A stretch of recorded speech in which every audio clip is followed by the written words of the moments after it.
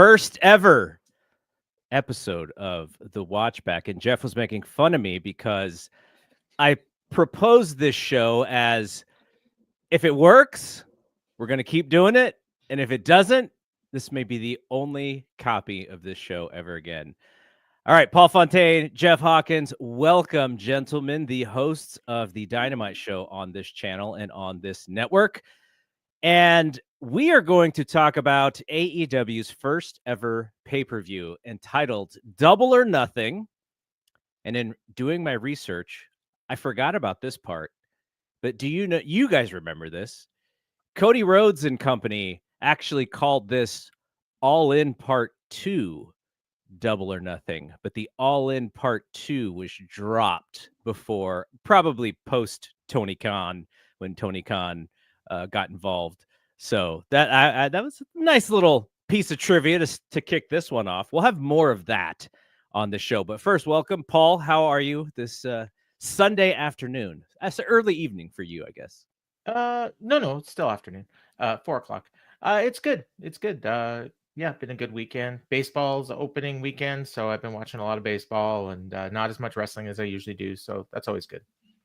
Jeff, yourself in sunny California? I don't know if it's sunny where you are. It's sunny where I am. Rain this morning. Oh no! Interesting. Yeah.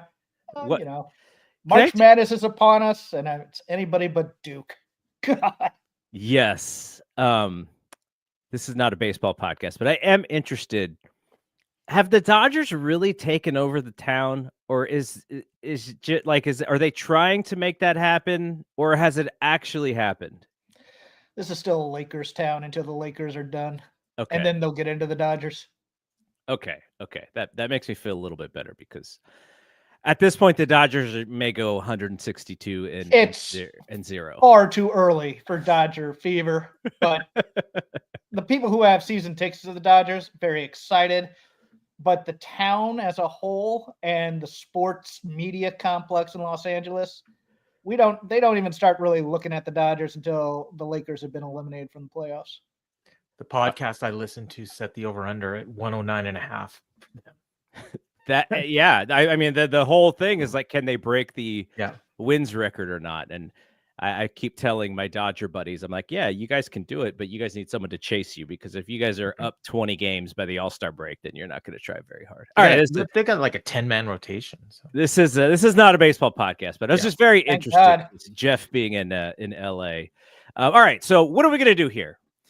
We are going to recap Double or Nothing in a sort of a fun way. We're not going to do the whole match by match, how many stars, though we will do a fun thing with stars in a little bit. And we're also going to ask some questions about how has this event aged? How does it look in 2025 versus how it did in 2019? Now, Paul, you were there. Yeah, it was. You were there live. One row ahead of you, yeah. So, Jeff, how did you watch this show initially? Pay-per-view. Okay. And I bought it. Was it something that it was just you, or were other people in your inner circle interested? I mean, you do content for lots of different places, so I imagine it was kind of an ordeal. That's an interesting question. The people in my Los Angeles wrestling circle were very, very excited for it, because those are all the people who were like PWG people, things like that. No, Chris Novembrito, my co-host, not so much, because he's just like, yeah, it's just more wrestling.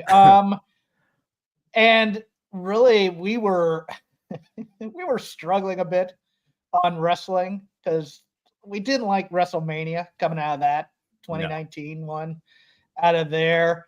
NXT was kind of this was during the Adam Cole show, I believe. So the main event of that NXT show, WrestleMania weekend, I think was Ciampa Gargano, I think. Okay. And the reason why I think is because I was there, but I was so tired from all the insanity of WrestleMania weekend. It's trying to sit in the second deck in the Brooklyn arena where your head is almost in the clouds. And I was struggling to stay awake during that show. But you know what my most memorable moment of that show is And this is where I was like, okay, live pro wrestling may have aged me out a little bit, is because went into the restroom and there were dudes in the restroom with title belts over their shoulders Ugh. trying to get people to do Adam Cole Bebe chants. And I was like, Okay. okay, this is it's great for them because they were really into pro wrestling, but I was like, this is a little bit too much for me. So it did make me think, are these trips a thing of the past for me? But no, they're not, because I'm still. I was cautiously optimistic about this because the things I was hearing was Tony Khan was a big Mid-South fan. Yes. And I liked the original All In. There was a noticeable change in lineups and people that were involved and things like that, but the people that they were signing on to be backstage, like producing and agenting, they had people I liked in terms of old school people where I'm just like, well, because my concern was, okay, these guys know how to wrestle, but now it's a television product that's going to be coming up. Is this going to be an introduction to what the television product is? And we'll see how the promos go. Yep. And for me, because they don't do promos on the indies, and you're going to need promos in this company. But it's like, wow, maybe now Arn Anderson won't have to do the WWE style of agenting a match and stuff like that. Those were things I was thinking in the back of my head as we were going into this. I'll tell you, right around this time was the most that I'd ever gone to see my local indie product, APW. Okay. Because John LaRocca, he was helping with the booking. He was technically the booker. So heavy duty usage of Cody Rhodes. So I got to see the Cody that came out of his last day in WWE, and then he did that whole circuit of the independents, and he had that list of all the things he wanted to do. The list was strong too. I mean, that was a strong move by him. Mm-hmm. We don't give that enough credit at times. I mean, he was coming in he came down here for PWG as well. Yeah, and look, a lot of those matches around here were against Joey Ryan, so we don't really remember that part as well as we remember the Cody experience. But what I got to see was this dude's in a suit for an indie show. He's in a suit. Mm-hmm. He's doing the meet and greets. He's staying after shows, signing as many autographs as possible.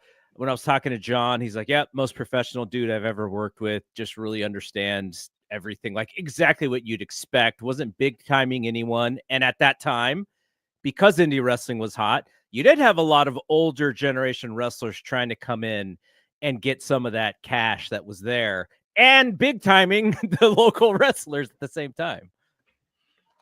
Cody was at this time probably my favorite wrestler in the business.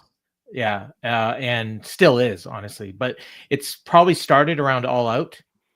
And I remember at this show, I was singing his theme song, like during the entrance. Like not a lot of other people were, but I was. I was just such a big Cody fan. I remember when the card was announced. Mm-hmm. Two things. Number one, everybody kind of going, man, this card looks great on paper, except for Cody Rhodes being involved because he's just going to do his WWE style match, blah, blah, blah, blah, blah. Yeah. I remember everybody looking forward to Hangman versus Pac, which got canceled. Which did not happen because, and do you remember the reason? Creative differences, right? I thought he got injured. Pac was the Dragon Gate champion.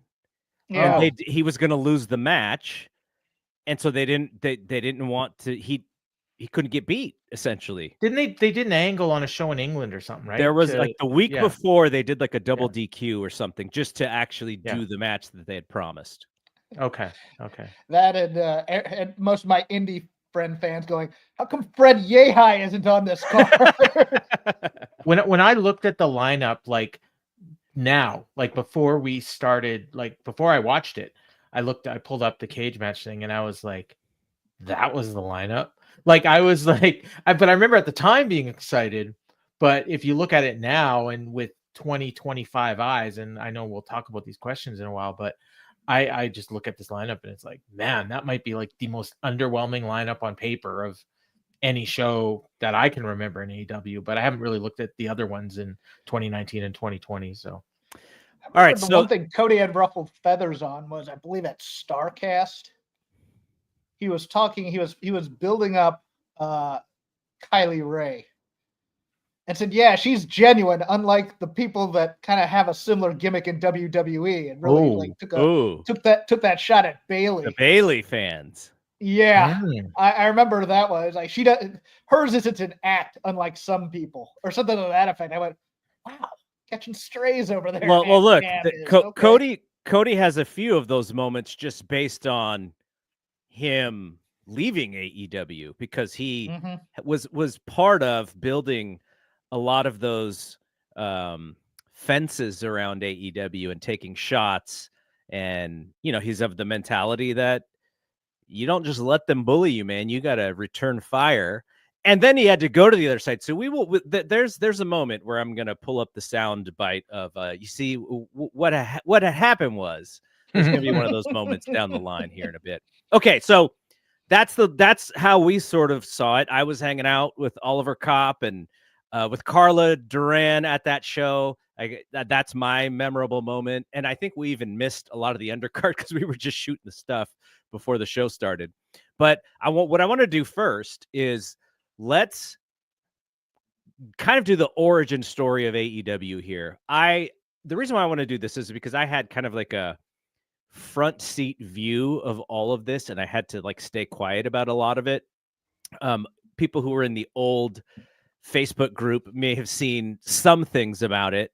But this was amazing to me, because for the first time I was seeing and hearing about something that was not even being reported on, because of the building or the origin of AEW.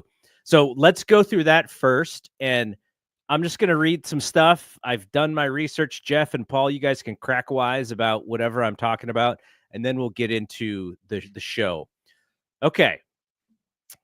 First and foremost, and the timeline here is summertime, early fall of 2018. So I'm setting the scene here for people to kind of just, jog everyone's memory. Cody, Kenny Omega, and the Young Bucks are all both in New Japan, and they're in ROH at the same time. Cody is the NWA World Heavyweight Champion. People will remember the ROH New Japan partnership sells out Madison Square Garden very quickly, and there was a tug of war between WWE and New Japan and MSG, and the New Japan side won because WWE wasn't even running MSG anymore because it was too expensive, and they were losing money on those shows. And so they get that show WrestleMania weekend, New Japan, ROH, and most of it is off of the backs of Kenny Omega and the Young Bucks and Cody Rhodes. And it turns out that they're not even a part of that show when the show actually happens. I bought a ticket to that show, and I ended up selling it to Corey Lieb. Oh, really? Yeah, I couldn't make it. Like, I bought it because I was hoping to be able to go to New York, and I just wasn't able to. I've always wanted to go to Madison Square Garden, and I've never had the chance. So yeah, it was. I gave it to him. I did some school at NYU. I can't stand New York City.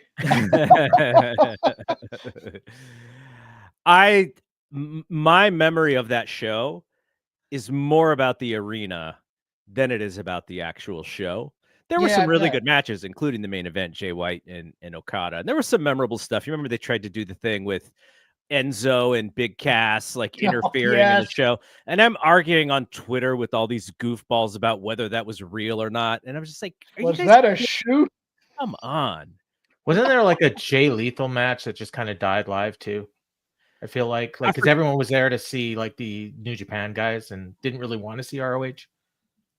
There was because Matt Taven and folks are in that main event, and really like most of the people are just like, let's just get through this so we can get to Okada and Jay White. And, one thing that people don't remember about that show is the original idea was Omega Okada on U.S. soil. And because Omega signed with AEW, they could not do that match. So and despite what Jay White will tell you, the tickets were sold based on the Young Bucks and Cody and Kenny, not it was Jay marketed as the G1 Supercard. Yeah. Which is why I bought a ticket. All right, here's Cody's quote at the time. One thing that's special about this, and I have to be rather cagey in answering about this group, is that we have verbally committed to each other, and I don't know that that's ever been done before in the history of professional wrestling, where I have verbally committed to the Bucks, Kenny Omega, and Hangman Page. There's this verbal commitment that the next step we take, because it's no secret, our contracts are all up. What happens next? The next step we take, we're going to take together, and we're going to take as a family. It could be the dumbest move ever. Wrestling is sort of a shady business, or we can do it. My gut tells the right call. Cody's the leader of this crew, at least from a mouthpiece perspective. And that's what's driving people nuts, as I recall, in the internet wrestling fandom is why does Cody think that this is his thing when these other guys are such better workers and they're the guys who are really popular and Cody's just globbing off the coattails, blah, blah, blah, blah, blah. So what was the group again? Cody, the Bucks, Hangman. Was Kenny part of that too? Kenny was part of it, but Kenny was still technically on his New Japan deal because he was still the champion. So it was only those guys whose contract. I remember at the time thinking, like, it's kind of odd that Hangman Page is included in that group. You know what I mean? Like, at the time, he wasn't nearly the star that anyone else in that crew was, but he was clearly the guy for the future. And I just thought, wow, it's good for him that he latched onto these guys, because otherwise, like, he could have just been like every other person that signed with AEW. I recall that too, because I think like both him and Adam Cole had a cup of coffee in the Bullet Club. Yep. As I remember, and everybody just kept getting, which Adam is that again? This is the Hangman one. Yeah. But he had like, he did a run in the G1, I want to say 2018, and he really impressed me. And I thought at that time, that's a future star. I didn't know world champion, but definitely a guy to keep an eye on. I mean, so much so that he's in, like, he's not in the main event match on this show, but he's in a match that creates the number one contendership later in the year for AEW. So and I went with my sister, and Hangman was the one guy that made an impression on her out of everyone on the card that she didn't know. And the only three that she knew going in were Cody, Dustin, and Jericho. And Hangman was the one, not the Bucks, not the Lucha Bros, not MJF, Hangman. That's who she was interested in and always asked me about him. Oh, how's he doing? Like, she's not interested enough to watch. A lot of that time when she said, "How's he doing?" you probably would have had to say he's not doing very well because he's kind of getting politics here. But I always thought that there is an appeal there to a casual fan that I didn't quite understand. I love the guy, and I know that now this is years and years ago. This is probably 2 or 3 years ago. When I would talk to Moxley about wrestling, which I don't always, he was always super duper high on Hangman.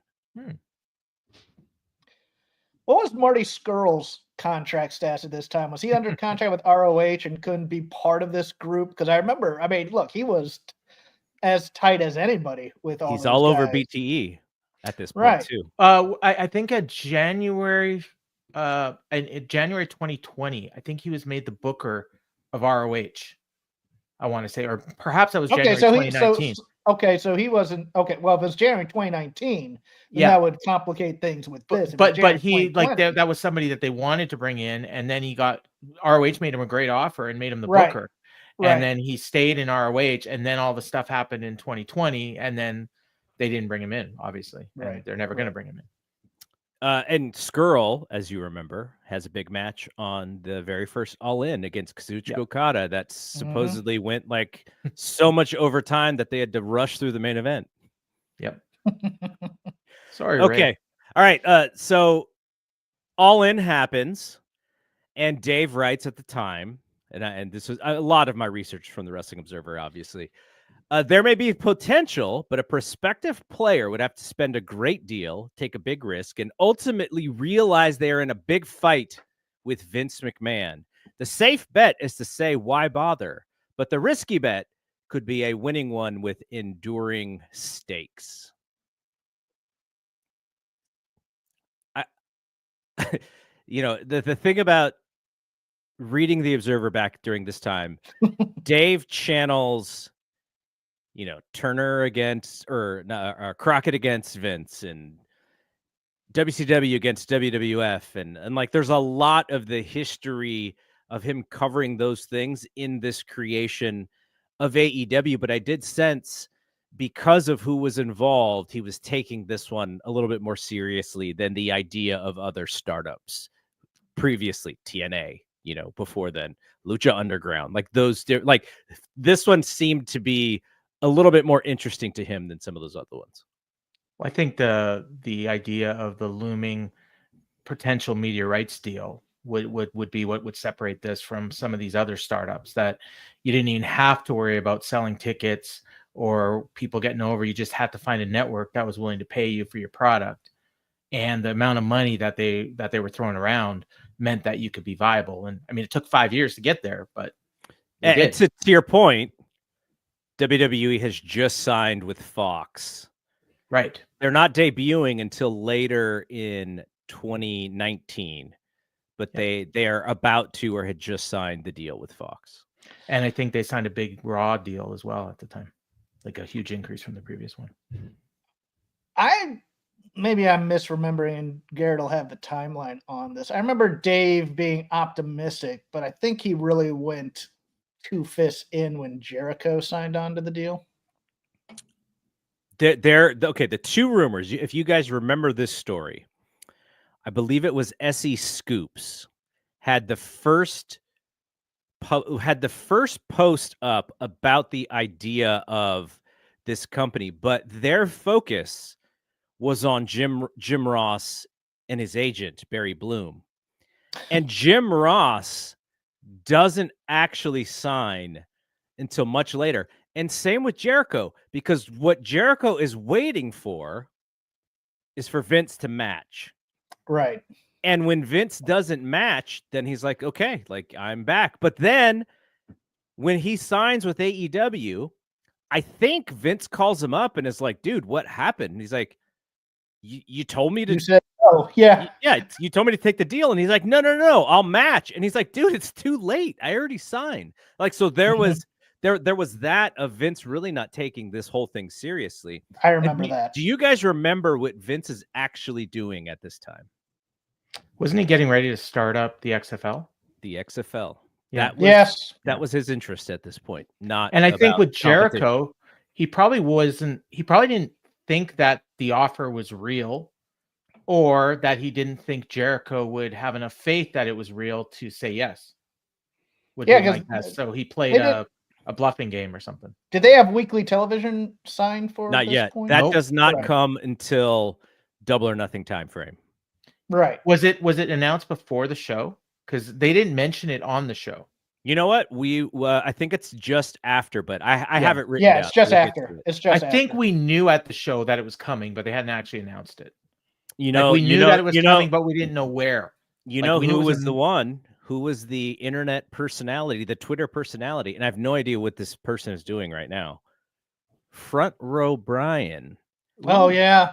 Has the word about they're going to be part of the uprights. He's on there. He's on there. And everybody thought he was full of crap. He's on there with a different name now. Brian. Is he? Yeah. Is he a different name? Yeah. Oh, okay. Yeah. And he peddles himself as a business analyst or something. Got it. Yeah. Okay. Post All In on the Being the Elite. And I just forgot how much of a big deal Being the Elite was as it pertained to them building up their storylines for the show and for AEW in general. Cody uses the term Double or Nothing for what we believe is All In 2. And then at an ROH taping, he and the Bucks and Paige talk about Vegas being a great place for the next All In. Chris Jericho is in New Japan, and there's still a wonder if he's going to be back in WWE.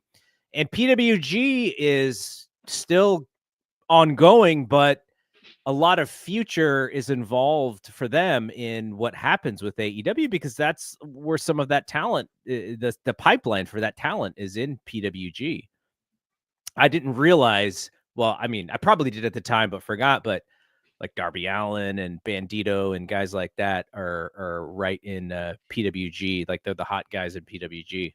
How were you going to PWG shows at that time, Jeff? No, this was post Reseda. They had gone to the Globe by Yes. then. I went to the first show at the Globe. That's the only Right. PWG show I've ever been to. I think Best Friends were in that crew at well at the time. Maybe Jungle Boy. Jungle Boy was just getting booked. Yeah, I mean, they had guys like I think Jake Atlas was on the. Oh yeah, I think Jeff won the what was their tournament? Bola. Yeah, I think Jeff Cobb had won Bola that year. Okay, so then let's fast forward to November of 2018. Cody is on the Jericho cruise and said that he would not be going to WWE, saying he swore to God he wasn't going there. It was the first time that anyone in the group had said anything definitively, and that he was right at the time. I mean, obviously he changed his mind, but that was what he was saying at the time. Dave wrote, "One person I know who is not in this group and is actually under contract to another organization, but would be one of the first people someone would go to on this subject. When I joked about if any billionaires have talked with him about the project, he joked, more than you'd think. That said, talk and actually doing it are very different." I'm not sure that Dave had Tony Khan quite yet, but he may have had it's right around the time where he probably would have figured out that Tony Khan was behind the project. So from a timeline perspective, my first thought when I heard that, because you posted that in our Discord a while ago, I think my first thought was Jericho, but then someone said he wasn't under contract to anyone at the time, so it probably wasn't him. Then other people have speculated Moxley. Could be Moxley would have still been in WWE for months. But Tony may have been in his ear saying, "Hey, when your contract's up." You think they would actually? My first co-host had Tony Khan on his radar though, as the money guy, because Rob McCarron was a big part of that Ring of Honor message board back in the day, and there's this rich guy, the son of the Jacksonville Jaguars owner was on there, and he used to go to the ECW arena and go to my IWA Mid-South shows and things like that. So I just asked Dave about this last night just so that I had my timeline good. And I think somebody who was in that group tipped Dave off about who to go and ask questions about, Tony. And then Dave started asking questions, and they were non-committal because they couldn't say anything. They didn't want to say anything until when they were in New Japan and they did that, the thing with the phone, right? You remember when they had the Double or Nothing show, January 1st. And so then third or fourth. Right. Yeah. Well, they did a countdown on BTE too. Yeah. And that was New Year's Day. Okay. But then, I think they officially announced it the day before the Dome show. So then when they were non-committal, I think those guys knew that Dave had sort of figured things out. And then I think he was in contact with Tony very soon thereafter. And you know who else he was in contact with because of his previous friendship with this person was Alex Marvez, because Marvez is in the group on day one. And I guess one thing I didn't know that Marvez and Tony were so tight. I guess they were like really, really good friends and probably still are. But the other person that's connected in wrestling to Tony Khan from a friendship standpoint at this time, I don't know about now, was Mike Johnson. Oh, yeah. I think there was even there was a connection there that, was like, I wonder what Mike Johnson is going to do if that's his buddy. And so obviously he didn't do anything because he's still with Dave Scherer. And who knows, maybe that's why Dave Scherer hates AEW so much. Well, Marvez was still kind of tertiary on the NFL beat. Yes. Wasn't he at this time? Yeah. That explains that. I had forgotten. Well, I forgotten's probably not the right word. I don't think I knew that Alex Marvez was on commentary on this show because I didn't see the show. Like I was there, so I didn't know who was on commentary. I forgot it 4 times while he was on commentary. Yes. So, there you go. We'll talk about that because there's a couple. He's got a couple moments. I think he's trying to be Mike Tenay, but he just doesn't know how. And he's trying to be earnest, which is nice, but at the same time, it comes off as so vanilla. So, and I remember this. I don't know if this has ever been really talked about, but I know that they had wanted to do some reps as far as getting all the announcers together to do like a fake broadcast for chemistry and timing purposes. And from what I remember, that was kind of a little hard to get everyone engaged with to do so. So maybe that's what comes out on that first show. I just thought Jim Ross was a mistake. Interesting. Well, from the get-go. Well, let me explain why. Yeah, I understand the reason why, but I think I know what you're going to say. Go ahead. I thought it should have been. I thought Excalibur was an exemplary pickup.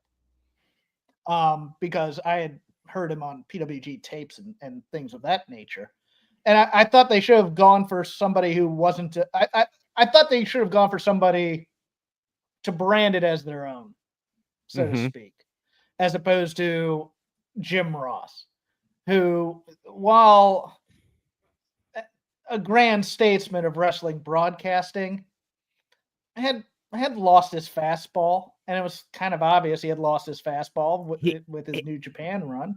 And so this kind of plays into something that I was talking to Meltzer about on Friday. Adam Copeland says that AEW reminds him of punk rock. And I'm like, if you are in the main event scene of AEW, it is the opposite of punk rock.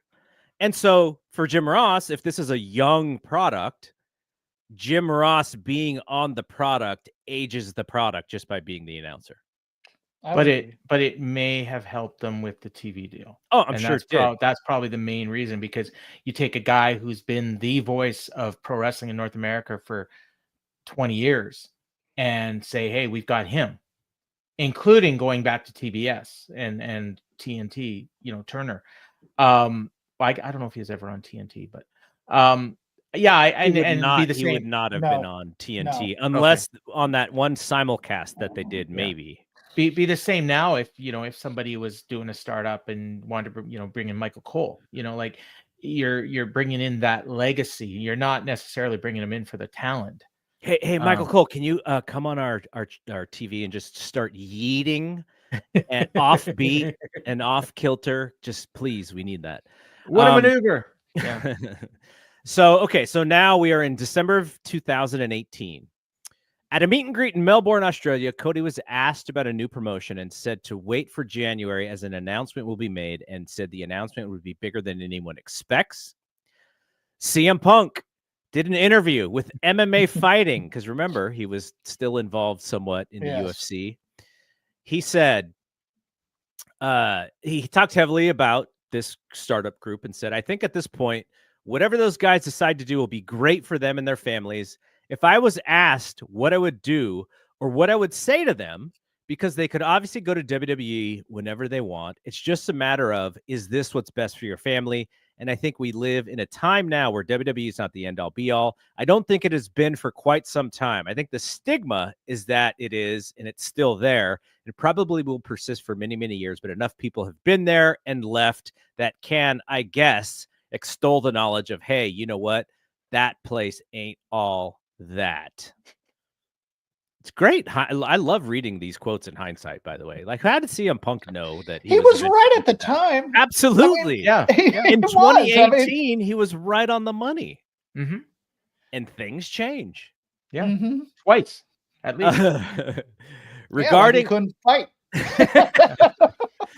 Regarding going to AEW, he said that pro wrestling is not on his radar, but he would be willing to listen to an offer. I would always listen. I would always listen to them because I like Dave Scholler. Who's Dave Scholler?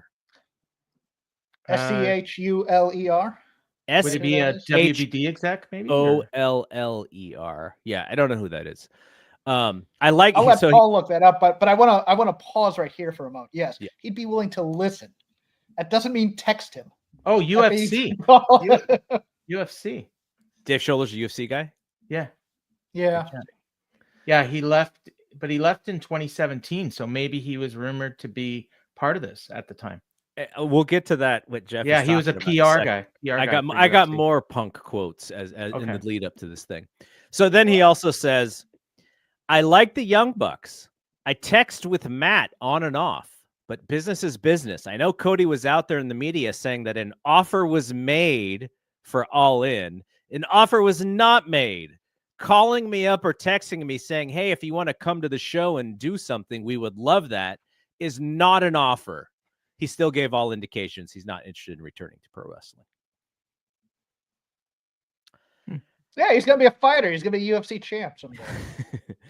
Matt Jackson of the Young Bucks tweeted, "One day we'll wrestle the Revival and everyone will rejoice. Remember this tweet." And Dawson acknowledged the tweet. They were very unhappy in WWE at that time. Yes, they were doing the I don't know if this had come up yet, but they were doing like the shaving each other's backs in the shower stuff. Yeah, They had fuck just the lost at Revival. I remember they had just lost at Mania to Kurt Hawkins and Zack Ryder. Hey, good team. Good hands.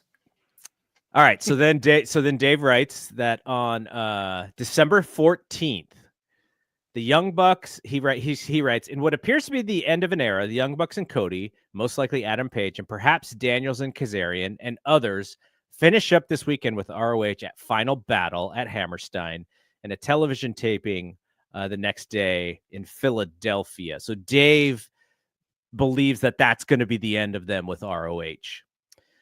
Cody adamantly stated he wasn't going to WWE, although WWE made offers to the Bucks, Cody, and Page.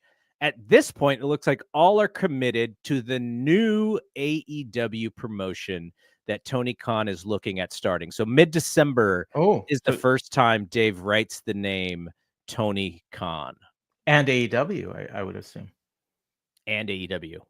Yeah.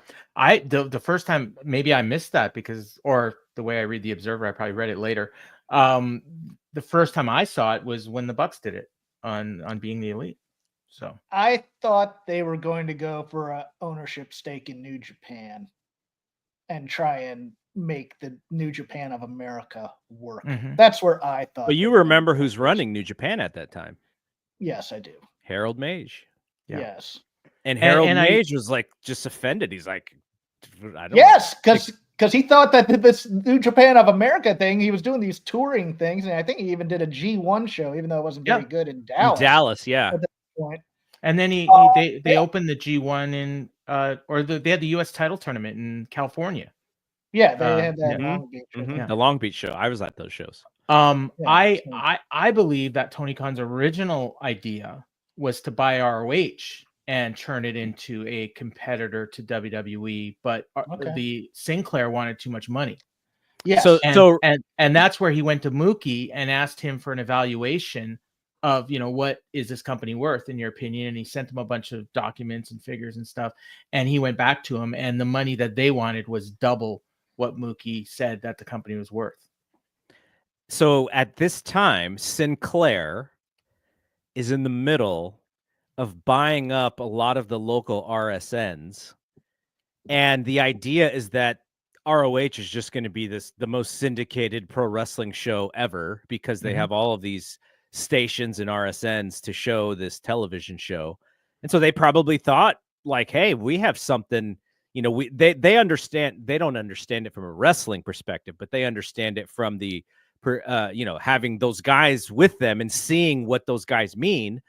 And they're like, hey, yeah, if we want those guys on our side, because then we can establish them and we can showcase them in many more places, but it doesn't turn out that way. Well, the money for syndication is you're not even in the same universe as what you're going to get for a national cable television show that's doing good ratings. So I think that's the game Tony Khan was playing. So Dave writes, the fact that terms related to All In and the Elite owned by the Bucks and Cody.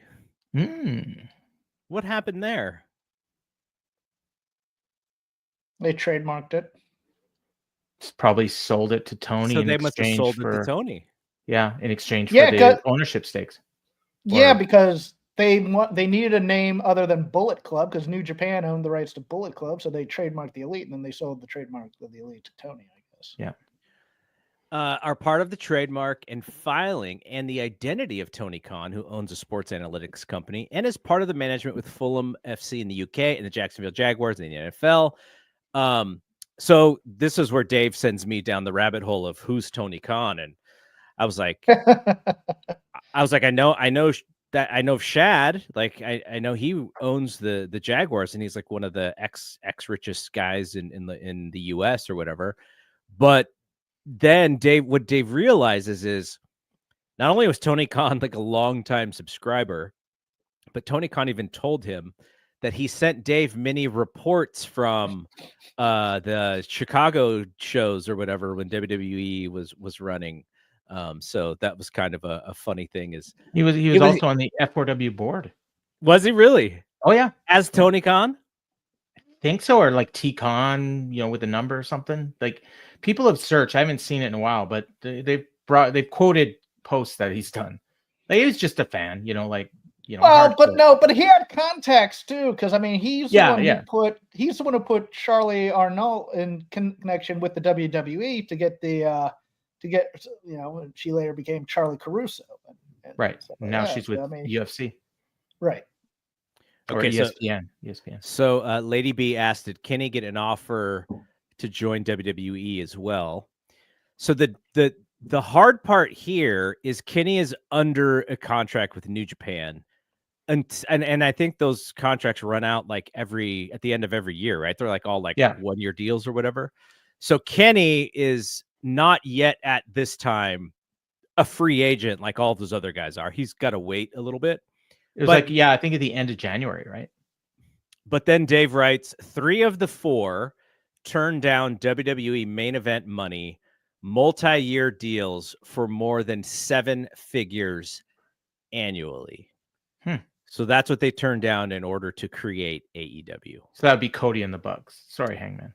I think so. Yes. I think so. I'm paying Hangman $1 million.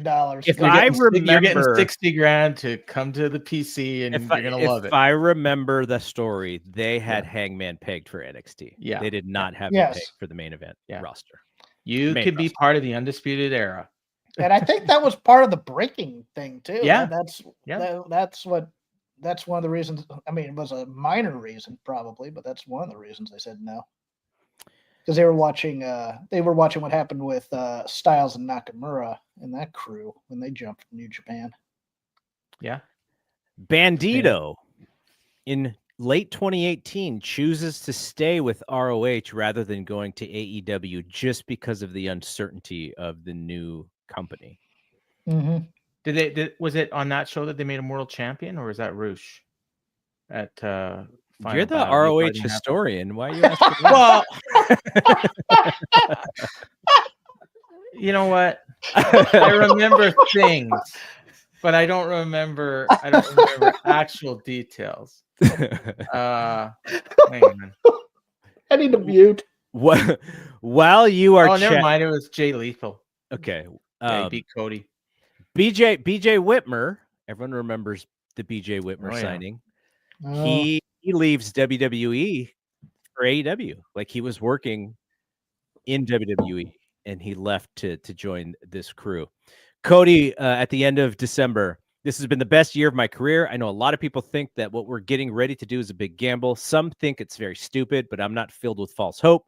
You, the fans, have given me real hope, and that's what it takes for a revolution. I've already said too much. All right, so Paul was right. January of 2019, at the stroke of midnight Pacific time on New Year's Eve, the official announcement of All Elite Wrestling was made on Being the Elite from a video taped 17 hours or so earlier in front of the Tokyo Dome, where the Bucks, Cody, and Adam Page were waiting with their cell phones for the ticking to end. Yeah, they'd been doing like a Jericho countdown kind of thing, from when he went to WWE, like that sort of thing on BT for like a month, and the countdown date was January 1st. So at first nothing happened, but then they showed the AEW insignia on the phone, Paige's phone had a graphic that read, "All into Double or Nothing." Now, do you guys remember this initial rally that they did, hosted by, I think Conrad Thompson hosted it? Yes, he did. Yeah. Was that the one you went to? No. So this is the rally for the announcement of the company. I went to the pre-sale ticket party for Double or Nothing. Which so was this one in Japan? This was in Japan. One was in Vegas, no, it was at. I think it was at Daly's place. I think. Oh, okay. So that would have been after the Dome show. Yes. So this is where they announced that Jericho's part of the company, and that he's in the main event of their first pay-per-view. Right. He did like an unscheduled run-in at this thing. They showed highlights of it on Double or Nothing during the prelude to the match with Kenny. So Dave writes, and here's where Jeff was talking about earlier. Khan's theory is to treat pro wrestling more like a sport. Cody at the rally noted that wins and losses will matter more than they ever have in the past. It is expected to be a cross in presentation to like what UFC and Bellator do, as well as taking aspects of what many in the more serious and successful regional offices from another era did. So as we are living this, the idea of what they are promising is like, this is all I ever wanted in pro wrestling. Like, to some of us, like not all of us. So there's a lot of people who are still really, really happy with WWE. But like for me, I was like, oh my gosh, you're basically taking what I love about New Japan and you're bringing it to the US. I can't wait. We were going to have spreadsheets, and we were going to have like we were going to have fantasy leagues. And I remember the discussions. It was wild. Oh, yeah. And then other people, probably like Jeff, were like, think about it. This is pro wrestling. It's not going to work like that. Don't get your hopes up. I didn't mind things like win-loss records or rankings. Yeah. I had lived through Bill Watson WCW. I knew what was going on there, but my want in wrestling, I was just Jones. I need promos, man. I need a promo heavy fed. And they go, oh, it's got to be just like New Japan. I went, it's never going to work. My favorite was there's a calculus out there that is using actual win-loss records with a quality of opposition strength, and that's how they're coming up with the rankings. Like this was like, and people convince themselves because Mookie's a statistician. So and Tony started up an analytics company for sports. So it was like all these wins and losses on Collision or on Dark and Elevation, they all matter, and it's like, oh my God, no. It's like the guy's number 5 because he's going to win a match against number 2 and get a title shot next week. That's how they matter. That's all. I was excoriated on the board when I talked about this thing because I was just like, yeah, okay, right. Well, it's a more sports-like presentation, and it'll be based on facts and other things. Like, all right, whatever. I mean, it was more sports-based than WWE for sure, but now WWE's flipped the script, and now they're more sports-based. In certain ways, than because AEW has turned into Ring of Honor with money. That's because right, and WWE is turning into like an ESPN presents pro wrestling.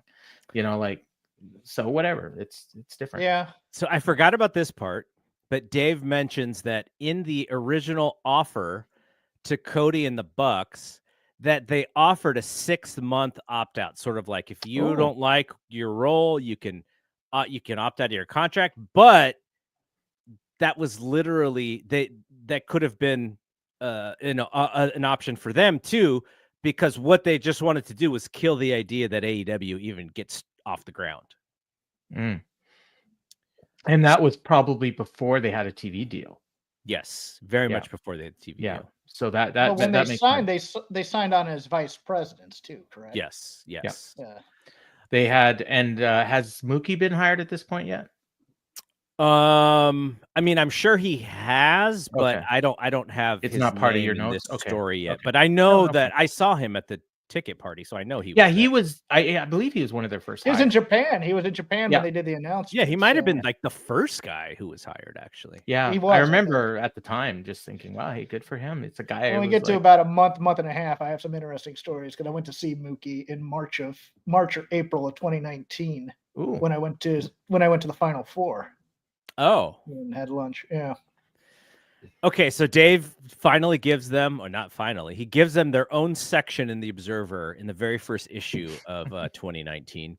And you know what's so funny about that is I remember Court Bauer being so frustrated that Dave would not give MLW their own section. He kept, because Dave would put it in the here and there. Yeah.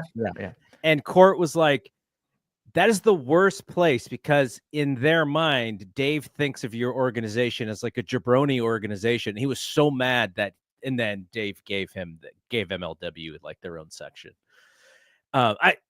Real mad, more complaining mad. I don't know if he likes turning over chairs and tables and stuff about it, but I just remember him. But Court was really working hard at this point to get TV deals for MLW, though, so he really wanted to be seen as legitimate. Yes, absolutely. So then Chris Jericho, he did tell Vince ahead of time that he would be signing with AEW, and they were still negotiating as late as end of December. But in the end, AEW put the best offer on the table. Technically, Vince didn't put an offer on the table because he knew the basic level of the offer, and he did not match it. Cody does an interview with Sports Entertainment Scoops. SE Scoops. And said that Tony Khan would be bringing his analytical experience and that the booking would be more sports oriented and that they are not looking at booking single nights, but long form stories. He said they've talked about having win-loss records and rankings. And Dave writes, my opinion is that win and loss records are more of a headache than they are worth in pro wrestling, unless it's a tournament, in which case, like G1, they greatly enhance the presentation. But rankings have never been done well, but they aren't inherently bad. No, they're not. So because of the change in the free agent market, PWG doesn't sell out their show in January of 2019, which is a sign that things are a-changing. Mm-hmm. Another underreported thing, like we talked about ROH and New Japan and PWG. MLW lost a lot of people to AEW as well. And AEW just took them. Like MJF is like right there. Shivani, and I think there were some others. Those are the key ones, though. Shivani was at Double or Nothing in the front row, but I don't think he was with the company yet. He was on camera a couple times. Yeah, I remember Court did bring Tony back to broadcast wrestling for the first time in like 15 years or whatever. I don't remember what. Yeah, he had done some stuff for TNA. They did some live shows. I covered them actually for the Observer. And yeah, he was good. Like, it was, and I'm sure that got him on Tony Khan's radar. Well, these other companies had people under contract and stuff, so they could say no to PWG for the most part. But he was using guys under contract to MLW. Right. And then eventually they just left MLW. Like MJF, that's what happened with MJF. Like that's why he wasn't pushed more in that first year, because he was still technically under contract to MLW. So Jericho talks about his own timetable, in which this may have been an interview that Dave and I did with him. We had talked to him at some point, but he says New Japan wanted him more than Vince did, and he did do the Saudi show for $100,000 payoff for them. And the original plan was he was going to face The Undertaker. And then Jericho agreed to do the Naito match, and he was pulled out of the Undertaker match. And Vince basically said, oh yeah, the Prince wanted Miro in that match instead. So we had to switch. Jericho, this was when he was doing the cruise. His original idea for the cruise was it to be for WWF or WWE, and then have NXT matches on the cruise. He also wanted to work SummerSlam against Seth, IC title versus IC title. And He never wanted to work in the U.S. against Vince, but Khan offered him a giant deal and won. He thought Vince would match, but he didn't. And he had also turned down working for Impact with Don Callis around that time, too. That whole thing, I remember that all vividly for some reason. Most of this stuff has completely gone, but that section about Jericho has stuck with me for some reason. Yeah, no, and it rings true that he didn't want to work against Vince because he always wanted to go back for the extra money. The NXT stuff on the cruise sounded like that would have been fun. But from Transferring Heat, Tony was supposed to do more MLW dates, but Conrad and Cody got him out of his deal. Jim Cornette stepped in to replace Tony, thanks to Transferring Heat. Yeah, he's on our Dynamite show all the time. Nice to see him. Yeah, and I remember Jim Cornette MLW too. So Dean Ambrose, first mention of Dean Ambrose in January. His contract is expiring in April, and he turned down his renewal, according to Pro Wrestling Torch. WWE confirmed it the next day, and right now the plan is for him to depart in April. He's been unhappy, and he said in the past he doesn't really like scripted, hokey interviews and promos. He turned down a 5-year contract with a downside of just over $1 million per year. Wow. Eddie Kingston said this week that he's going to retire at the end of 2019 unless he lands a contract with a major promotion. I don't even know if I knew who Eddie Kingston was at this point. I knew him. I mean, he was in ROH in the early 2010s, and he also had been in Impact. And I remember, he'd been managing LAX. Yeah, and I remember not being impressed with him at all. So in Impact. So when he showed up in AEW in 2020, I was like, ugh. And people were like, "Oh, they're all excited, oh, Eddie Kingston," and I'm like, "Oh my god!" But he won over in like 2 weeks. That is not you, Paul. That is absolutely not how you would relay that information with your reaction. That is not you. That's exactly me. It's still me. Moxley, I had heard, just wanted to do indies. Like he just wanted to go back to doing like CZW and stuff like that. For a while, he was doing stuff like that. He wanted the freedom. He wanted the freedom of it. It's all in his book. It's not because of anything he's told me, but like his whole entire books, he gives that. The reason why that book is so good is because he gives you what his thinking was through all of it, and you can kind of, whenever people ask me if he's ever going to go back to WWE, I'm like, it's always possible, but there was like so much dislike for certain things and certain people who are still there that you kind of wonder. But time passes and things. I don't sense that that's happening anytime in the near future, but down the line, who knows? Hall of Fame stuff, who knows? I mean, when they did that thing at WrestleMania last year, for a split second, I thought maybe, you know what I mean? Like when Seth came out the second time, because it should have been Dean Ambrose, right? And I and I knew it couldn't happen, but I just thought maybe, So then the Double or Nothing ticket party happens. And I am covering that event with Dave for F4W. And the way that I wanted to cover it was I wanted to shoot video from the event and post it on the F4W Twitter feed, because their Twitter feed is usually just reposts of all the stories and podcasts that go up. And I was like, how about we have a real-time person on the scene? I'm only going to be dependent on Wi-Fi. I'm going to shoot this video. I'll edit it in real time and I'll post it as soon as possible on the feed. So I was like working crazy hard at that event because I was like, I want this thing to kind of be cool. And so we had videos of the Young Bucks and Lucha Bros doing their angle, the Jericho Omega angle. I forget what else. I think Brandy and Cody were up there too. Dustin is not named yet, I don't think, because I think he's still under contract with WWE, and they were not sure if WWE was going to let him out of his contract. So I don't think that they were 100% sure on Dustin and Cody happening quite yet. But so going there, I have so many fond memories, and as we get further and further away, they're not as crystal clear, but I do have a couple of them, and I promised that I would have a Ryan Satin story.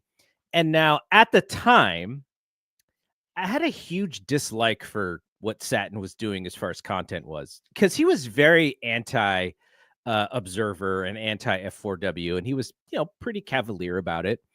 Now, with some perspective of how he was doing his job or whatever, I am not as frustrated as I was that day. But we are at the scrum, and it was called a scrum. They had all of the pro wrestling media in like one section of the area, and Ryan Satin and his wife were there, and he had I always kind of joke that he's just huffing and puffing on the vape pen, and he was like really disappointed, and almost to the point of like, this is not a big deal, like, because if this was a big deal, then I would not be in this area with all of the other no-name pro wrestling media. Like, that was his that was how he was like thinking about the thing. He didn't know me, but I was like right next to him, and he's just like talking out loud for some reason, like just being really frustrated. And so at the end of at the end of this whole thing, the idea was, those of you who are with the media, you get to kind of be a part of these scrum interviews, and they're just going to bring talent up, and you get your one question and they'll kind of answer. And he was so dissatisfied with that. He was like, I can't believe I'm just a part of this thing. Like, why don't I have a one-on-one? Little did he know that Dave and I were talking to Tony Khan and Kenny Omega that night. And so I kind of thought it was one of those like ha ha ha moments. But now that I think of it, with 6 years behind me, I do kind of feel for him, because when you're in that space, you're chasing what people don't have access to. And so he thought, hey, this isn't WWE, because if you do this at WWE, you got to play by their rules. This is an independent thing or a new thing. Like, I should get some access. Like, I'm popular. Like, I have this outlet that I can drive some clicks. And so they should treat me a little bit better than like ho-hum somebody else from some other website. So, and they used him. They had used him through the TMZ stuff to get access, to get publicity and stuff like that. So I could understand why he might be a little bit grumbly in terms of, why am I not the Mike Johnson to Triple H? Sure. And at this point, did I say that out loud? I'm sorry.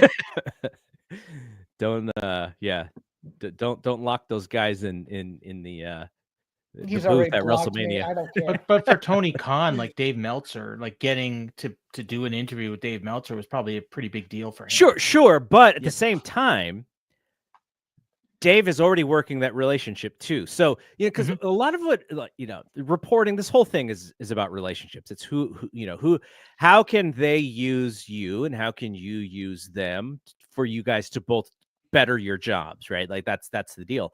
And but now, like what Jeff said, with the 6 years behind me, I very much now know why he was bothered. I don't think he should have been saying all of that stuff out loud, because it makes him look unprofessional. But this to him, this was probably like a bit of a break. If I can get in with these guys, and they are this great story, then I can be a part of this thing, and my career, my business, or whatever he's doing can grow. And that did not happen. He was not given any preferential treatment.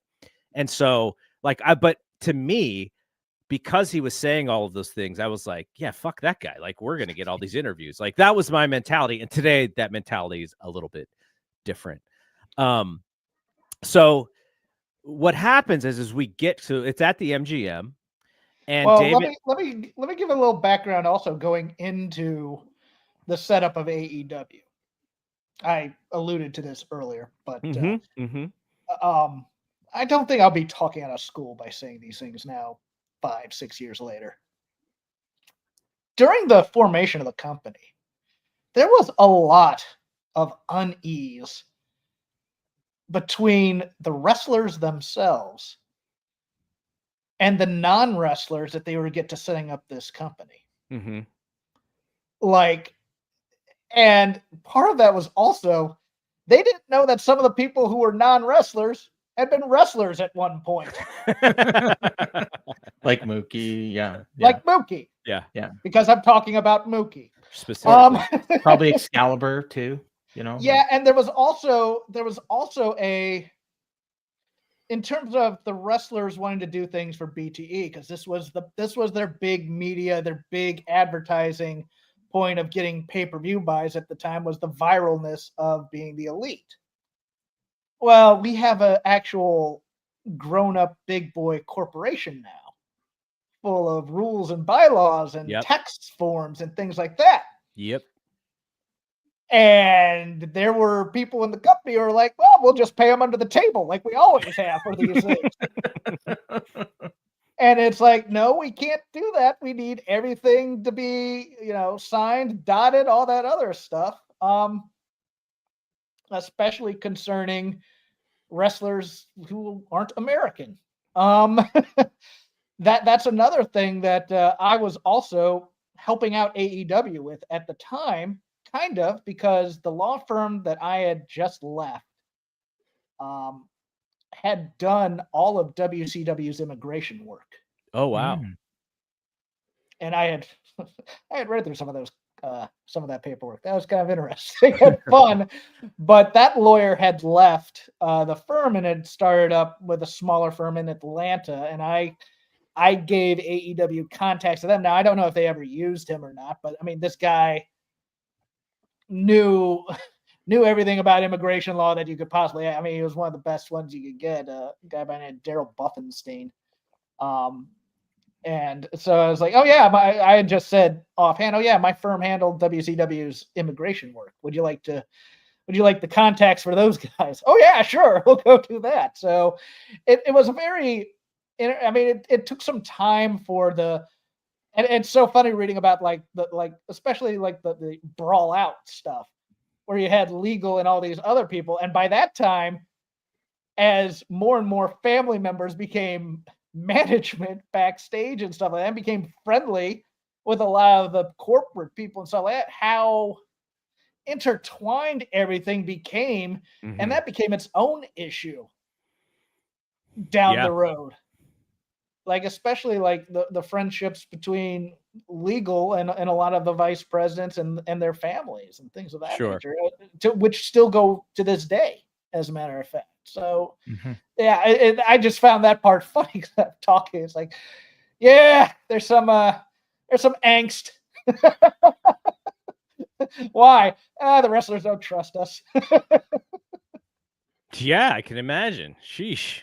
Okay, so the way that this thing is set up, like I said, they have all the media, you have your credential, you're kind of roped off in this area. So I'm following the signage that says media this way. And so I'm kind of walking, and then I see, and like he doesn't even give me the Iggy or anything. I just look, and Dave's like on the other side. And I was like, where's this dude going? Like, did he get lost? He's not following me. So I went to go grab him. And basically, he found his way, and I'm sure someone told him where to go. He found his way to where all the talent was. So it was like in a different area. But so I went back there, and you get to see, like Billy Gunn. He is like bigger than everybody in the back. Yeah, he's a giant. While sitting down, by the way, he's like sitting in a chair, and he's still bigger than everybody. And then you see Jericho, and then he's coming. This was when he decided to put on the weight, because in Japan, they like their wrestlers bigger. And so, he got kind of thick. And then I walked right by it, and I was like, I'm actually like absolutely the same height as this guy, and like, the same size essentially, which is kind of interesting, because when you see these guys on TV, you're like, I know Jericho's not a large man, but it's still like they look so much different in person. So Jericho also famously wears lifts in his boots. But he was about to go on stage, so he was in character, and he had the hat and the painmaker gear and all that stuff. Yeah. So then, out of all the people, and lots of nice people, Marvez, I got to meet Marvez that night, and he kind of complained to me about when he used to write for Dave, and then.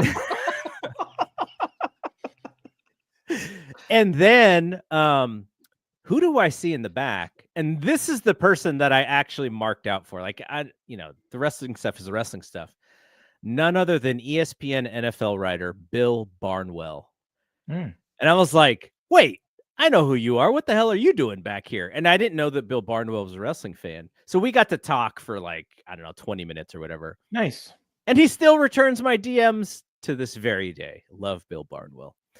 So yeah, like it was a very memorable event.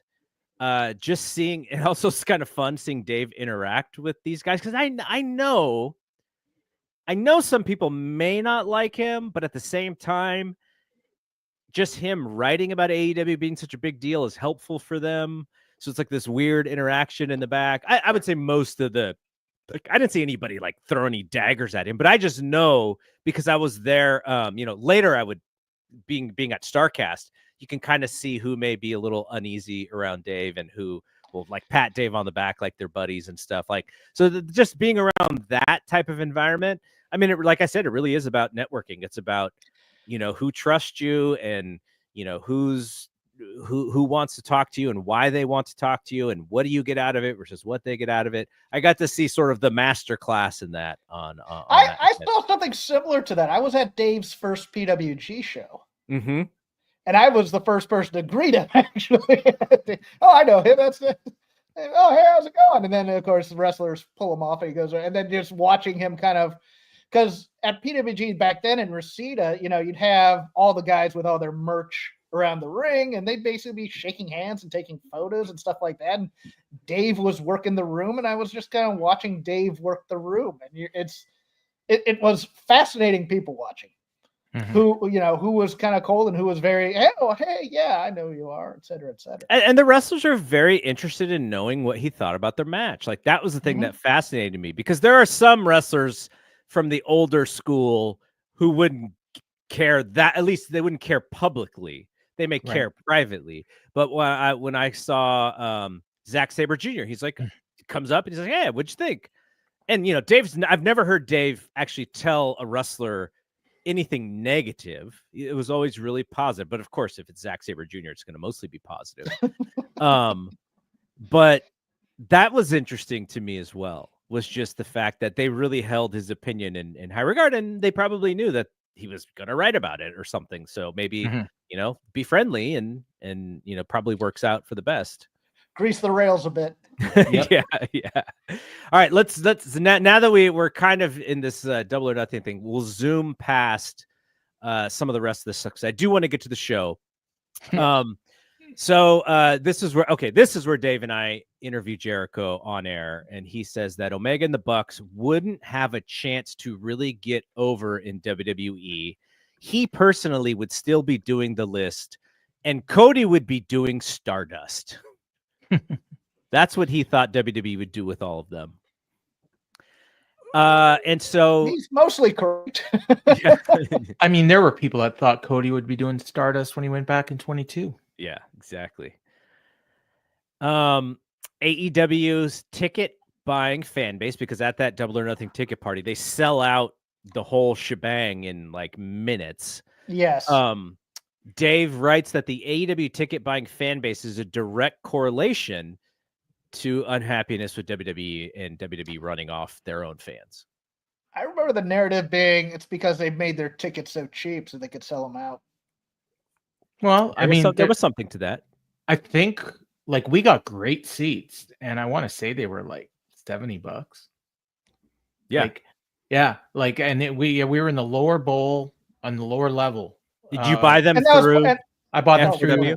Yeah. Through F4W. And at that time, yeah, F4W had a great deal, because you're saying we're bringing 40 fans, give us a block of seats, and then by 22 we were paying 3 times that much. Yeah, for seats. Yeah. In 2019 they were all about we're the company of the people. Yeah. You gotta keep ticket prices low because we remember how it used to be, and now they're just milking us like $100 ringside and stuff like that. Yeah.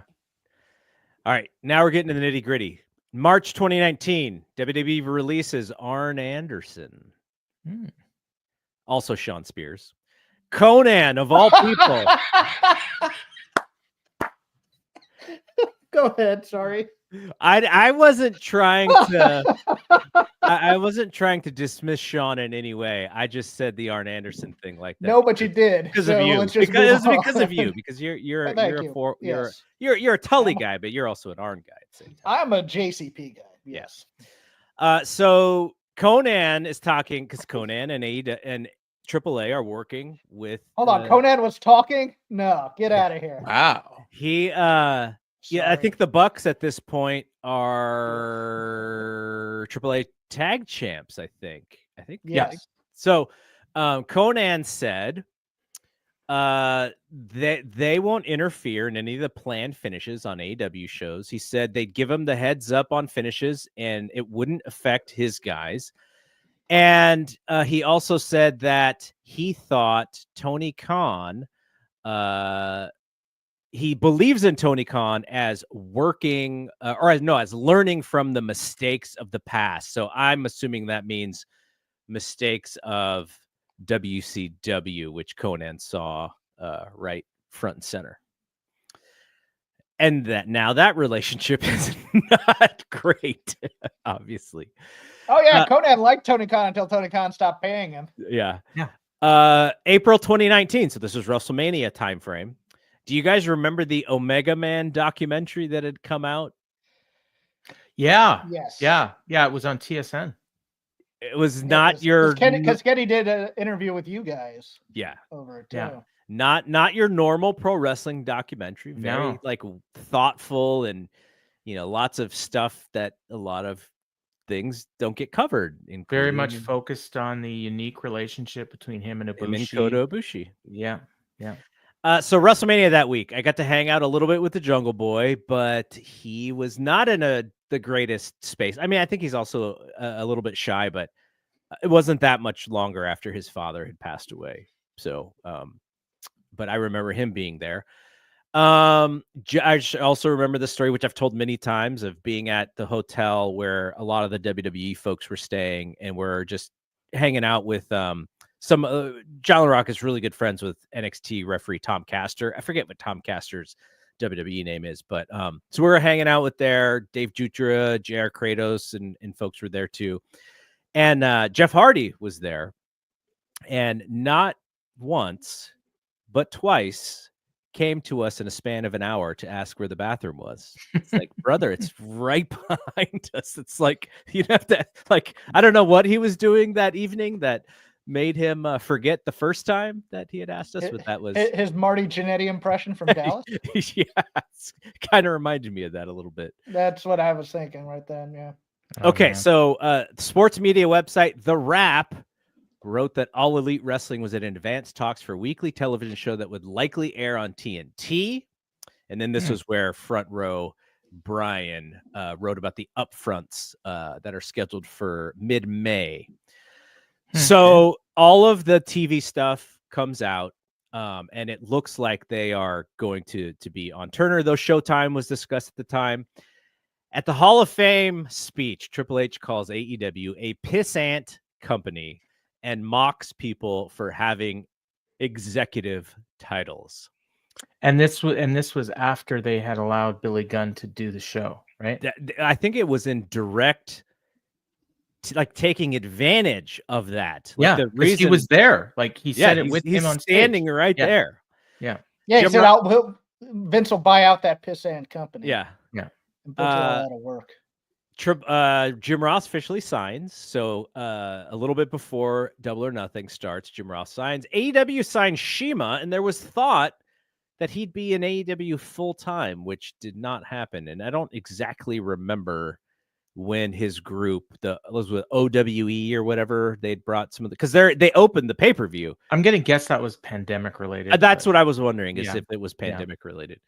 So Darby signs around this time. And they book 2 shows, one in Dayton Beach in June and one in Daly's Place in July. They are not pay-per-views. I believe they were BR live specials or something. Yeah. I had to download the app to watch it. I don't think I've ever used it since. Well, it doesn't exist anymore. Well, no, because the idea at the time was they were going to be doing these shows regularly, I think, even after the TV deal was the thought. And it just never happened. Yeah. So then John Huber, aka Brody Lee, asks for his release from WWE, but does not get it. I forgot about this. CM Punk does a weird indie run-in wearing a mask. Mhm. So kind of interesting. There was a mystery entrant in the Bola that year, and people convinced themselves that it was going to be CM Punk. Yeah, and that was in response to a tweet that I had sent. Because it was a Oh, friend of, There because you it was go. a friend of mine. He goes, "Oh, every time they mention somebody like Phil from yeah. like Five Rivers or something, everybody thinks it's going to be CM Punk now because he was originally supposed to be Super Dragon when he came back, and it was Adam Cole instead. And then they announced, because that's guy, he used to be known as Violent Miracle. He does a lot of wrestling merch and stuff like that. And so they announced that joke name in Bola, and everybody thought for sure that was going to be CM Punk. Yeah. So Dustin Runnels, his release in 90 Day is up on April 19th. So WWE released him on January 19th. His 90 Day was up in April. So he is a go for AEW Double or Nothing. And on April 21st, the Shield do their last match together on a network special, the old WWE network. And Mox's last day was that show. I know they were at the time, they were still like trying to sign him. Roman was convinced that he was coming back. He at least to the public, to the press, he was saying, "I got him." I'll make sure that happens or whatever. I miss the network. Yeah, me too. I know, me too. May 2019, Dave Bautista is interviewed, and he's asked about AEW. He said that an offer was made and there were large numbers involved. But he really wanted to do his last match at that year's WrestleMania against Triple H. Ambrose puts out a video of him breaking out of prison and using the name Mox. So that is short for John Moxley, which is going to be his name from here on out. So Fightful reports that WWE offered the Revival a 5-year deal at $500,000 per year, and they turned it down. Wow. Vince McMahon does a superstar shakeup on television, and then like a week or two later undoes it because he's so unhappy with the creative on the main roster. Jericho and Omega do a surprise pull-apart brawl in Canton, Georgia at an indie show, which Dave calls silly because it was on an indie show, and when they did the pull-apart, they emptied the locker room, and it was all indie guys that nobody knew. Jen Pepperman. I didn't think Jen Pepperman would be in this story. I only added this because I thought it was funny and because she works for AEW now. But she shows up in Cincinnati to write television, and she shows up with her daytime Emmy, which rankled a lot of the writers. I remember that story. I didn't remember the name. Was it okay? I thought it was the other guy that showed up with the Emmy and not Pepperman, but it was like one of those things where I thought she was asked to bring it.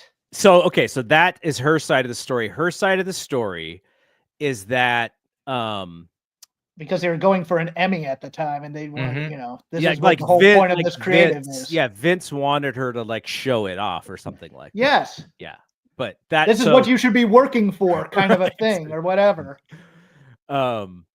So then AEW finally does announce their TV deal with Warner Media. At this point, TNT is in 90 million homes. It's probably in like, I don't know, 58 million. I think it's a little bit higher than that, like 67. I've heard smaller numbers. Oh, okay. From the sports guys, like they think it's actually a little smaller than what the public numbers are. Gotcha. Dave immediately wonders if NXT is going head to head with AEW. I mentioned the Hangman and Pac thing scheduled for Double or Nothing, but Pac is a Dragon Gate champion and he can't lose, so they don't do the match. This is the greatest. This might be the greatest quote of all of it. Nick Jackson said the company's philosophy on titles is that there will be very few and they will all be booked to be meaningful. The idea is that every title change should be a significant story. That did not last It lasted for a little. It last. What was the year, what was the year that Tony just started adding titles? Because I thought they were pretty patient with that. I for mean, a little while. They had the world and they had the TNT and then they had the women's title and then they started adding. Yeah, other I think where titles. it started to get out of control was the Pox Wacky title. The international. The whatever they called it at the time. The what the hell? The Atlantic Coast. Yeah, I remember. Thing was They changed. Yeah, they changed it. Yeah. Okay, so now we are at the event. It is May of 2019. The box office for this week. The live remake of Aladdin, starring Will Smith, was number 1. John Wick 3 was number 2, and Endgame, the Avengers movie, was number 3. Oh, I saw that.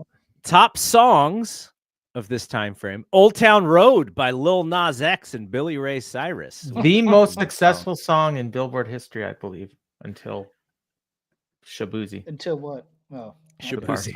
Yeah. Some of the top shows around this time: Game of Thrones, Barry on HBO, Oh yeah. Veep, and the often forgotten Fleabag, which I loved, and that woman can't even still haven't get on seen that. screen these Still haven't days. seen that. What are you Veep talking was about? She was in awesome. the last Indiana Jones film.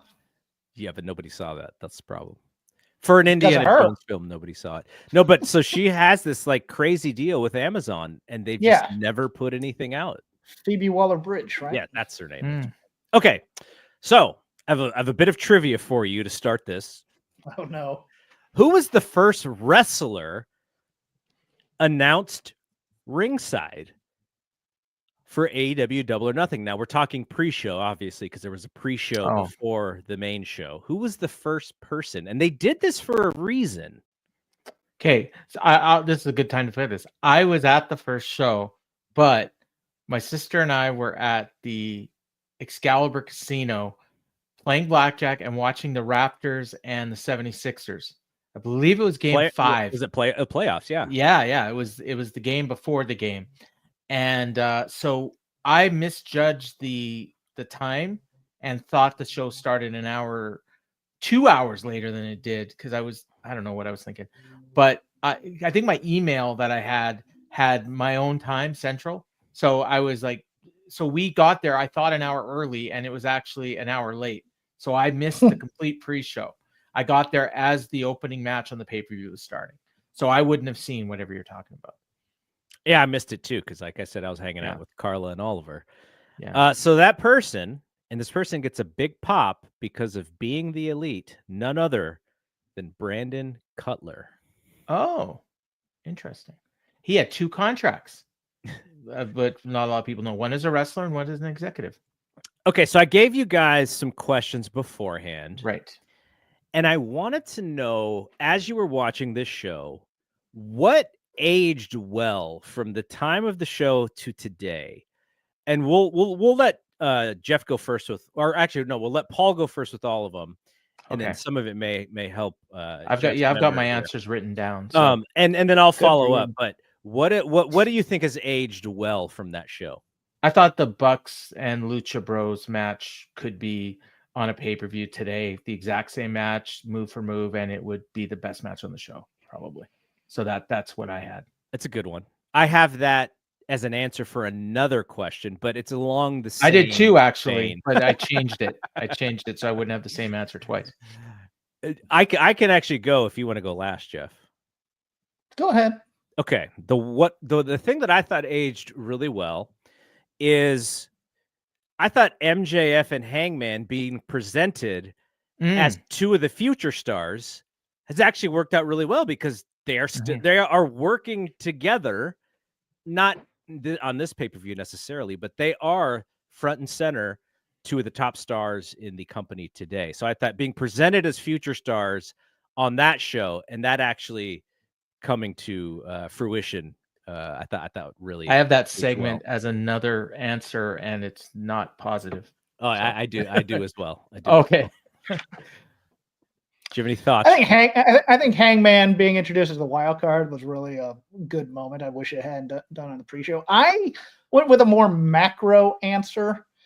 and this is mostly for AEW fans, is AEW fans really love the back-to-back matches with no filler in between. Yeah.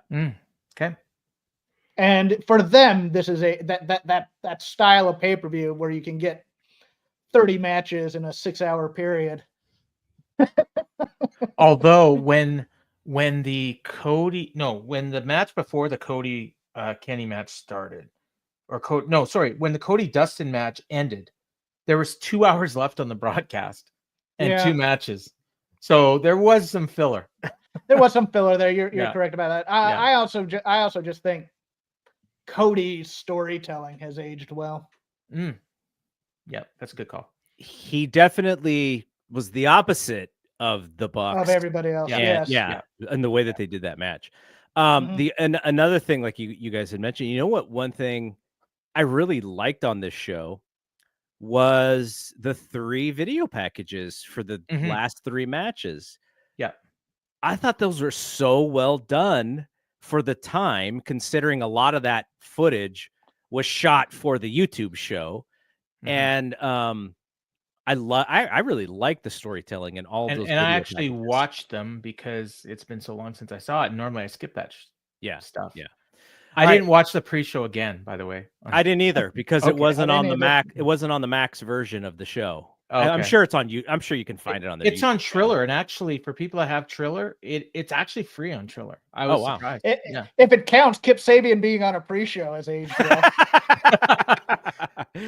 All right, so the opposite of this, and I actually have a handful of things here. What hasn't aged well? I do too. I got one. Go for it. Because I only wrote down one, but there's a few.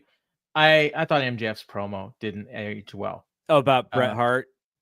Just the whole thing. Just the whole thing. It just, when I'm watching it, it's like, oh my God, it's the same old shit. He's been doing it. He hasn't gotten better. His wrestling low hanging fruit. Yeah.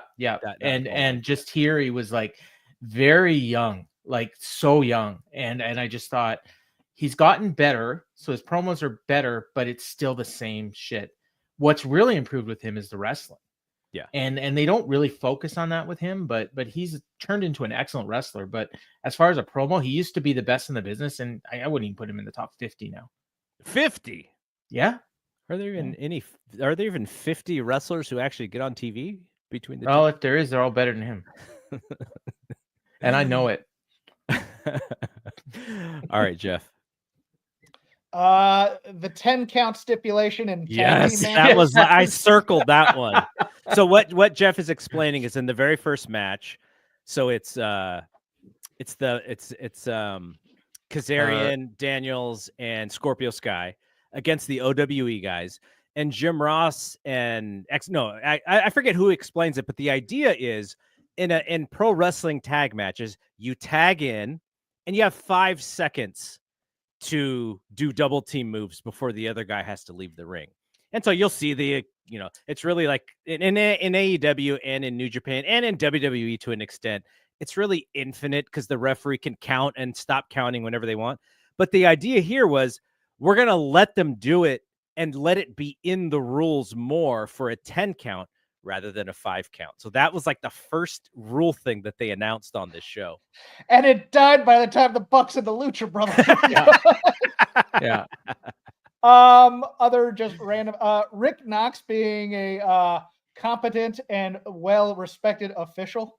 Wait, didn't Ross compare him to Mills Lane, famed boxing referee? Yes, because coming in, he's known as the main referee in PWG, but he's also known as the Young Bucks. Yeah, the guy who does all of their matches, and ever since he was put on after this match, he's been nothing but shown as incompetent on television in terms of not knowing what was. Was Aubrey on this show? I don't remember. I don't think she had been signed yet, or maybe she was and just did the women's match. I don't know. Yeah, I can't remember either. Alley Cat on commentary. Oh my God. Oh my God. Did that be brought in as the bunny a couple weeks later? You know what? Months later? I I have another question based on who's the best cameo, and she's in this list, so we'll get to Okay, that. she's on that list. She Okay, we'll get to said, that. "Oh God, oh God, oh God." You know what? I liked it 100 because times. it's kind of like one of those things where, like you said, she comes in to be a wrestler and in a different character. It's one of those things where you're like, oh, this is kind of a small nugget of history information, in her career. It's kind of cool when you see stuff like that. But yeah, she was just there because she was a lady, and they wanted a lady to be on the broadcast. Brandy would have been better, I think. But Well, maybe Brandy Rhodes as heel authority figure of the women's division. yeah, That one didn't age well either. no. Go But ahead. that was more on the TV than it was. Yeah, here. that was more of the TV thing in terms. Yeah. All right. What's your list? I have a few here. Okay. Let's go with Britt Baker as the top star and Kylie Ray as being amazing on this show. And today, Britt Baker is persona non grata, and Kylie Ray is in WWE Evolve or whatever. Yeah. Yeah, I saw her on Evolve losing last week to Zara. I thought she was money. I thought Kylie Ray was going to be money in AEW. She was awesome. Yeah, Smiley Kylie. Okay, here's our moment here. We'll play this sound bite here. See what had happened at first was. Okay, Cody Rhodes, very majestic. The sledgehammer. Starts power walking to the ring, turns around, grabs a sledgehammer, and bashes the throne as a shot at WWE. And I can imagine that when he rejoins WWE, Triple H probably has some fun with him for that moment. Well, they've referenced it. They've referenced it on TV. It's fun, not really negative, but just that didn't age well. It's like, okay, I get it. Oh, I'll give you something else that didn't age well. Remember that Trent gave up being a New Japan heavyweight to come to AEW? Yes. He just gets settled being in the Best Friends again, doing tag matches. Yes. I used to like him in New Japan, and I didn't really like him in AEW that much. I don't know why. I mean, it's probably because I don't like Chuck E. T is one of my least favorite. That's it for me. Like, I like Trent as a single. I don't like the tag. And this has nothing to do personally. I don't know Chuck E. T. But the way that he wrestles is like my least favorite kind of. I'll just throw in, because he doesn't fit anywhere else. I'll throw in Jimmy Havoc as part of a main event angle. Not aging well. Okay, that's a really good one too. Yeah. And we'll get to Jimmy Havoc in a second, because I have another question I think where he fits really well. And obviously the rankings, have been here, they're gone, they're back, they they're gone again. Started yet, right? But just the idea that they're counting the wins and losses and all that stuff, and for some reason, but now they're not a thing. All right, what is the most 2019 moment on the show for you guys? I think my answer that I wrote down, I got to make sure it's actually to this question. I think it is. I got to put it at the order that you asked the questions in. Oh yeah, so I wrote down Alex Marvez on commentary. and honestly, like at first, when I was watching it, and I even made the comment in the Discord in our watch along thread that he's not that bad, and then you commented that he was terrible, and then he was pretty terrible. But I think what he was trying to do was to be what Tony Schiavone ended up being at first, as just the guy watching the show that everyone likes and is just going to make a comment here and there. And that was what he was going for. And then Tony Schiavone ended up just doing it better. And then they increased his role, and now he's worse. But yeah. I like that one. What do you think? Boy, I actually have my two words, like Alex Marvez on commentary. I'll say, and this will show my biases here. The excitement for Jack Evans and Angelico getting a bigger platform. That is very 2019. I love those. They were awesome in Lucha Underground. Yeah. Angelico was doing stupid things, jumping off from high places down to the ring and stuff like that. Everybody was so hyped for that. I was hyped because I was thinking, man, you give Jack Evans some mic time. He's going to be the second most over heel to MJF. And I thought he could do it too. I thought, okay, you let him cut some, because I had watched him work promos in other companies in terms of like just small, in like PWG, he had like a run in Bola in, I think it was 2015 or something like that, where he was like cutting promos before every match, and everybody hated him except me and another guy who were clapping for him.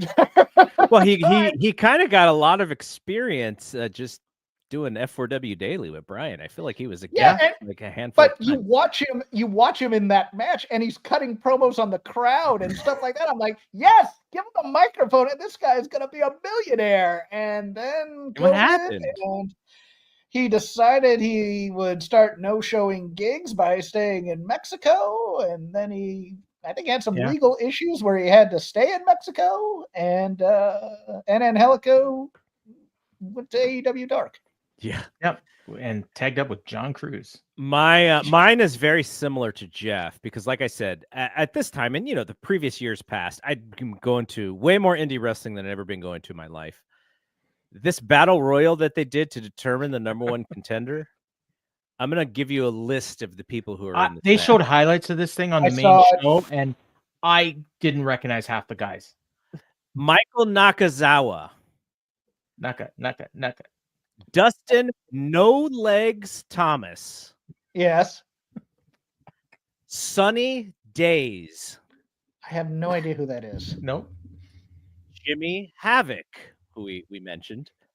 Joey Janela. Ace Romero. That was the big fat dude, right? And Sonny Kiss. Now, these are your indie darlings. Yes. Yeah. Sonny Kiss, because of the dance that he and Aubrey did in the middle of, I think it was a Hood Slam show or something.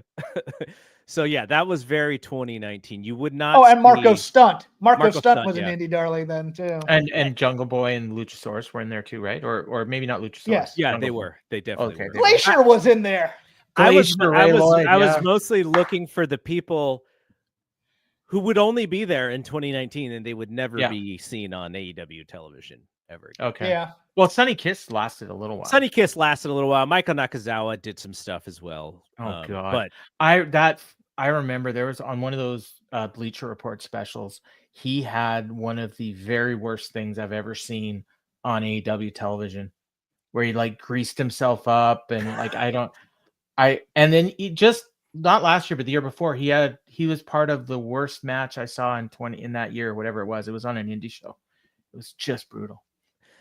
Well, remember they were trying to avoid the mistake they made with the All In Battle Royal by making that about somebody who then did not sign with the company. Right. Yeah. Yeah. What was that Battle Royal called? No budget. The no budget. The no budget. The no budget Battle Royal. Right? Flip Gordon won it? Yeah. Flip Gordon won it, and there were like cameos from Jordan Grace and yeah, it was an intergender. Yeah. All right, what match until you rewatched the show did you not even remember was on it originally? Best Friends against Evans and Angelico. That's mine too. I forgot. I was like, what? I think I must have gone to the catering as soon as I saw like Chuck Taylor come out. I was like, okay, I'm going to get something to eat. I had forgotten about the Japanese women. The 6 match. The only reason I remember that is because there was like a crazy botch in the match, and was it somebody got really mad in the match? I'll as we talk about, we'll do. I remember that match because of who is it that does the Freddie Mercury thing? Is that Emi? Emi Sakura. Yeah. So I remember her doing that. But like I didn't put together that was Emi Sakura that I love now as a wrestler. I just remember back then that she was dressed up like Freddie Mercury and doing the clap and everything, and nobody caught on to what she was doing. But like nobody knew who they were at the beginning of the match, and by the end of the match, the crowd was going nuts for everything they did. So that was. And cool. I had forgotten that Brandy brought out Awesome Kong for the. Yes, yeah, I completely forgot about that as well. Like to the point where when she came out, like I had no idea who she was going to announce. And that they cut hair after the matches. Okay, I found the botch. So Aja Kong hit a brainbuster on Sheeta. Emi Sakura did a moonsault on Sheeta for a near fall, and then the bell rang early. And Yes. so the bell rang as the finish for that match. And I think that's when Aja Kong got like really visibly mad because Aja Kong still needed to hit the spinning back fist. And then I think she accidentally hits her partner. And then she hits yeah. Emi. So Awesome so Kong. that I think was she it. lasted a little while, but she was practically immobile at this point.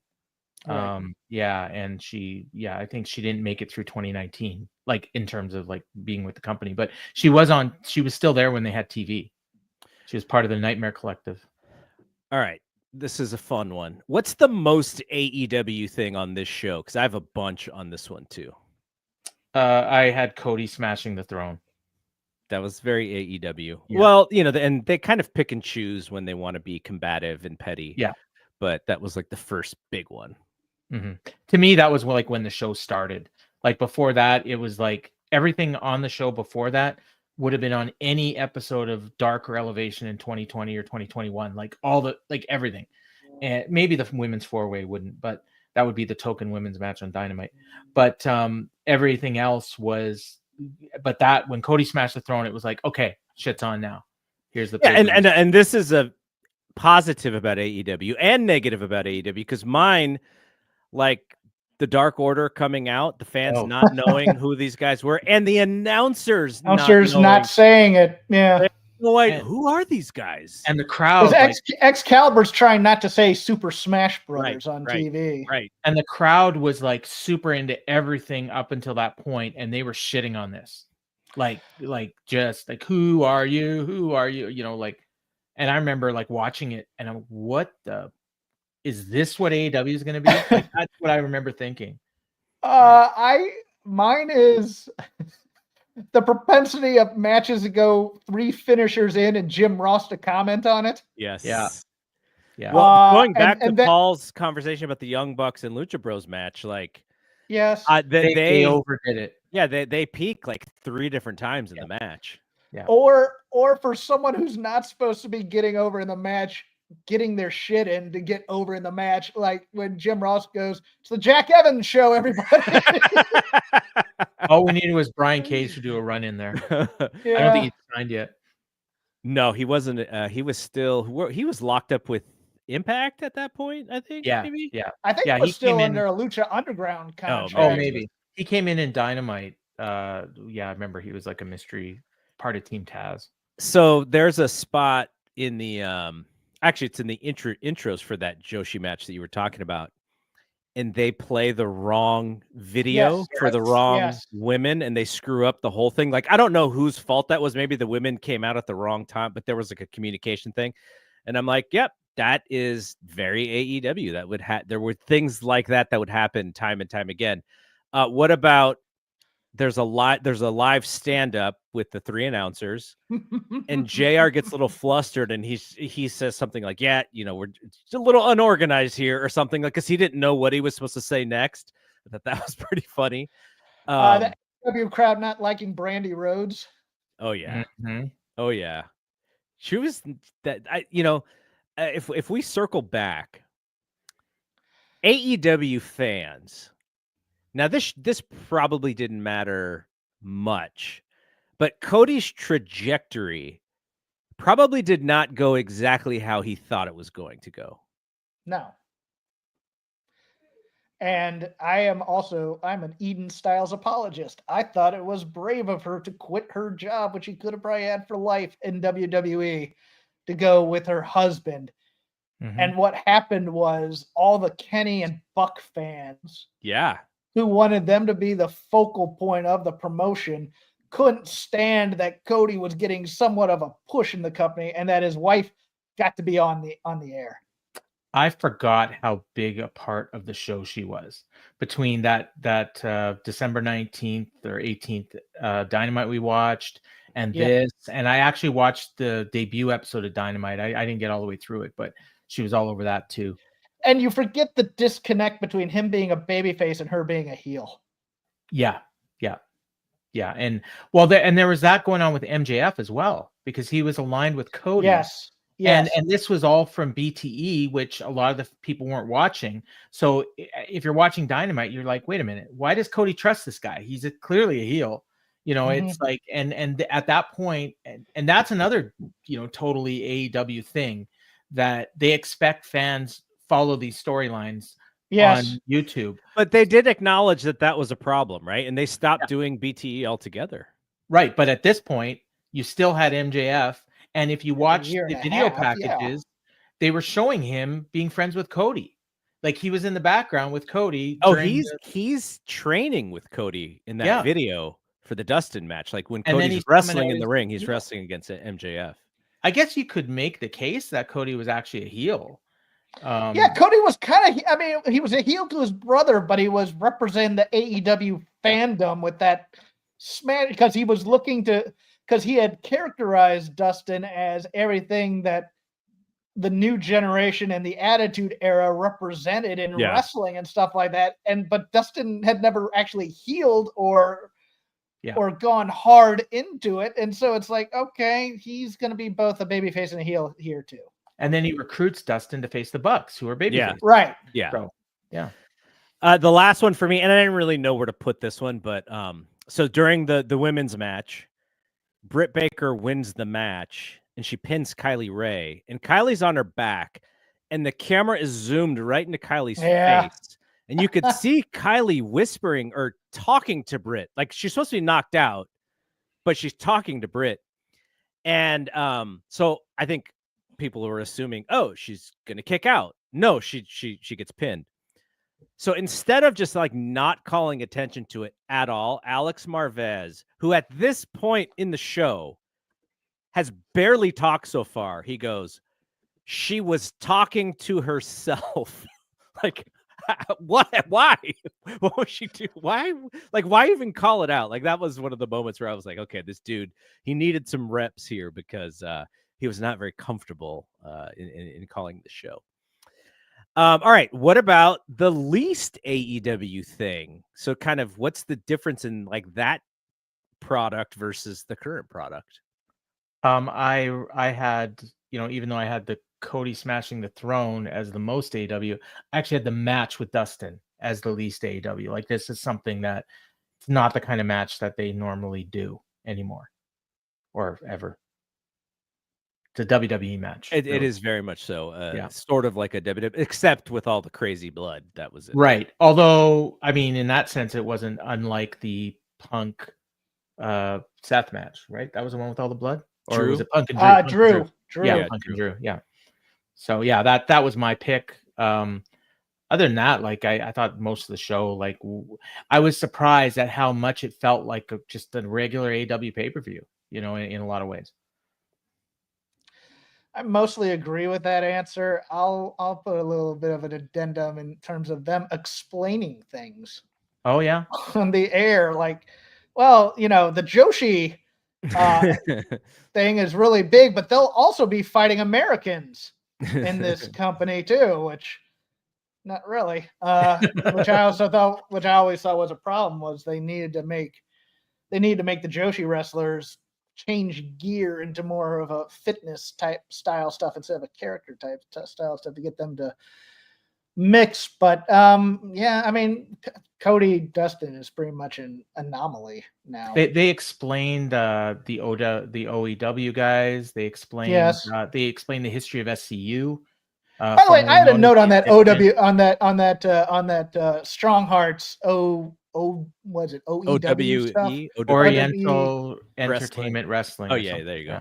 Yeah. This is where I tell fans to have a little bit of detachment from the morality of companies and stuff, because for all the heat that WWE takes for making deals with the government of Saudi Arabia, AEW was trying to get into that Chinese market.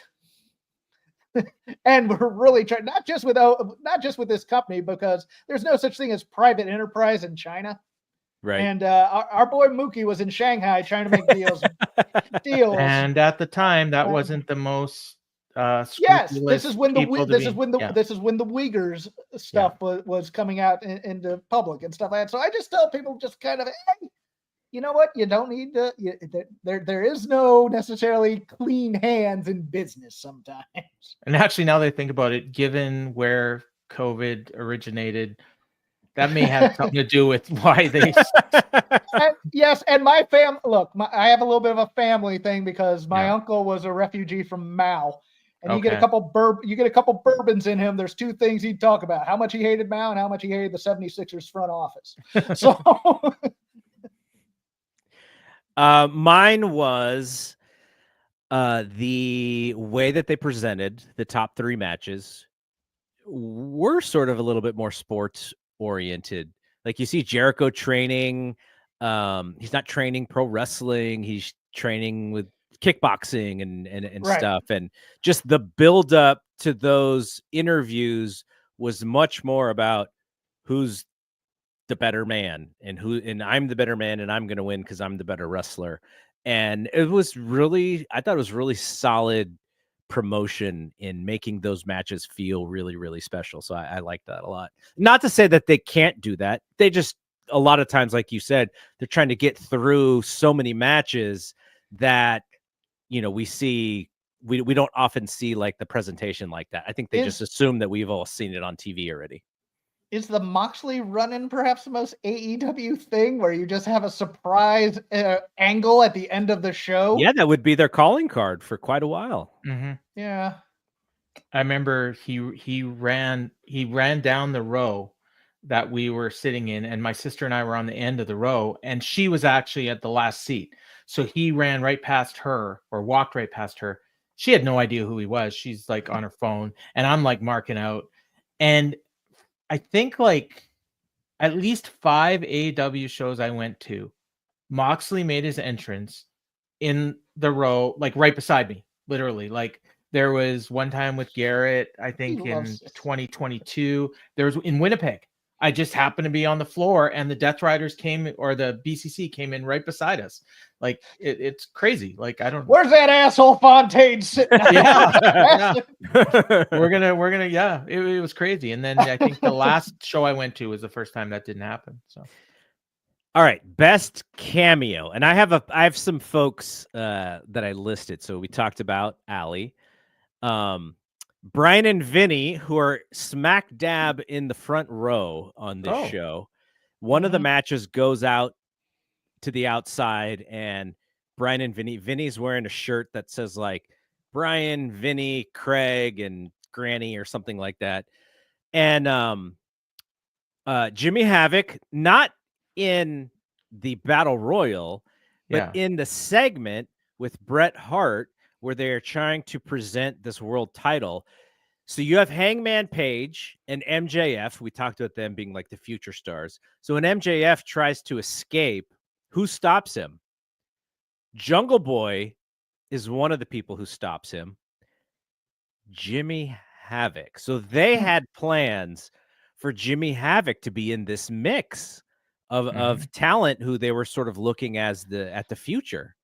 Yeah, because you remember that first year of Dynamite, they were really building up his redemption story from addiction. Yeah. And they were going to centralize that along with the hardcore matches, I guess. Wasn't he feuding with Joey Janela? Yes. Yeah. I had a hard time with this question because like I guess like I hadn't seen some of the cameos, and I didn't think about Allie, and I and Bret Hart was the one that came to mind, but he wasn't very good.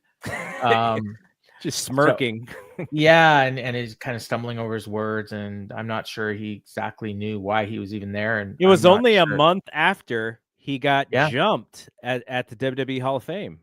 Oh, really? Wow. Yeah. I thought that happened like 5 years before this. No. Cash knocked out a guy. Yeah. So I'm not even sure. Like I wouldn't say Allie. I maybe Jungle Boy, if you count that as a cameo. Like I thought he was fine. It was a cameo on the main card because he. Yeah. So maybe I would go with him, I guess. But yeah. I saw a couple people in the crowd. Tony Schiavone was front row center. Okay, yeah, that's a good one. I didn't see Brian and Vinny either, but I did see Schiavone. And then before the main event, Michelle Beadle. Oh, I forgot Oh. Beetle was It was a going lot to of fun. wrestling back then. Yeah. Oh, When I she thought was it was funny. when she was living in LA, we'd sometimes, her group and my group would sometimes run into each other at a bar, and she's a fun time. Let's put it that way. Before the main event, She dated a hockey, she was like dating a hockey player or something like for a while. Sean Yeah. Avery, maybe. No, was it Matthew Barnaby? Oh, He maybe. was dating for a while. So before the main event, Kenny Omega was slapping hands with every single person at ringside, and he skipped Shivani. Yeah. That was You hilarious. Mark, shut up. Get out of here. I laughed at that. Yeah. But I was happy to see Shivani because he Yeah. hadn't started doing the Conrad verse stuff. He had kind of been in the weeds. They had done that Yeah. story on him working at Starbucks Mm-hmm. and He looked everything. a and I was lot just- younger. Like they're like Well, AEW will age you. yeah. I mean, Oh, you know what question I have a question that you should have asked that you Okay. didn't. Who has aged the most? Who's gotten the 5 oldest? years? I had Nick Jackson. He looks That's a like good so call. young on here. Like The road, man. The road Yeah. has been but tough some of on them those look dudes. exactly the same. You know, like Jungle Boy, you know, like he looks young because he doesn't have the beard, but I mean, you add a beard and he looks exactly the same. MJF looks exactly the same. Paige looks exactly the same. Jericho, you know, I mean, he looks a little older, I guess. Omega looks I the would same. say Omega because his physique is so much different. He was like True. Yeah. yes. super athletic, lean, and now Yeah. he's way bulkier today than Kind of than more he like Jericho got is kind of what he looks like now. But man, I you would look say at Trent. maybe I don't really Trent think looks about what older. Trent looks like. Eh, And Helico looks exactly the same. All right, this is my favorite question. And it is, if you could change one result on this show, which one is it? So my initial response was I thought every single winner was what I would have picked. So if I'm forced to pick, I guess I would have said Evanson and Helico going over because I really liked that team and I was hoping they would do more with them. that was my answer, so I'll change my answer. I would have kind of liked the narrative of Dustin beating Cody. That's fair. That's fair. I Just think I know to what. throw off the fans, Uh-huh. kind of a thing. Yeah. You know, where you know, but because Cody later had to do the whole "I'm not going for the world title" thing because the worry was such that, oh, he's on this winning streak, he's going to be close to the title, whatever. If he loses from the get-go, that whole narrative dies a Mhm. death Yeah. real quick. And I also would have changed Dustin's face paint from half red because blading when you're wearing red face paint doesn't matter. Yeah.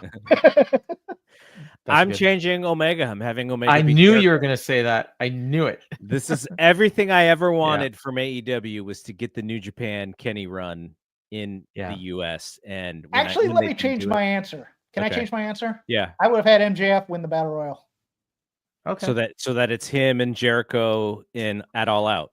Well, I never would have had Jericho. I thought Hangman should have been the first champion. So Mhm. it's one of those things Yeah. where it's like, I think we all did. you know, you have MJF eventually turn heel and chase Hangman, and then you have those new guys up at the top.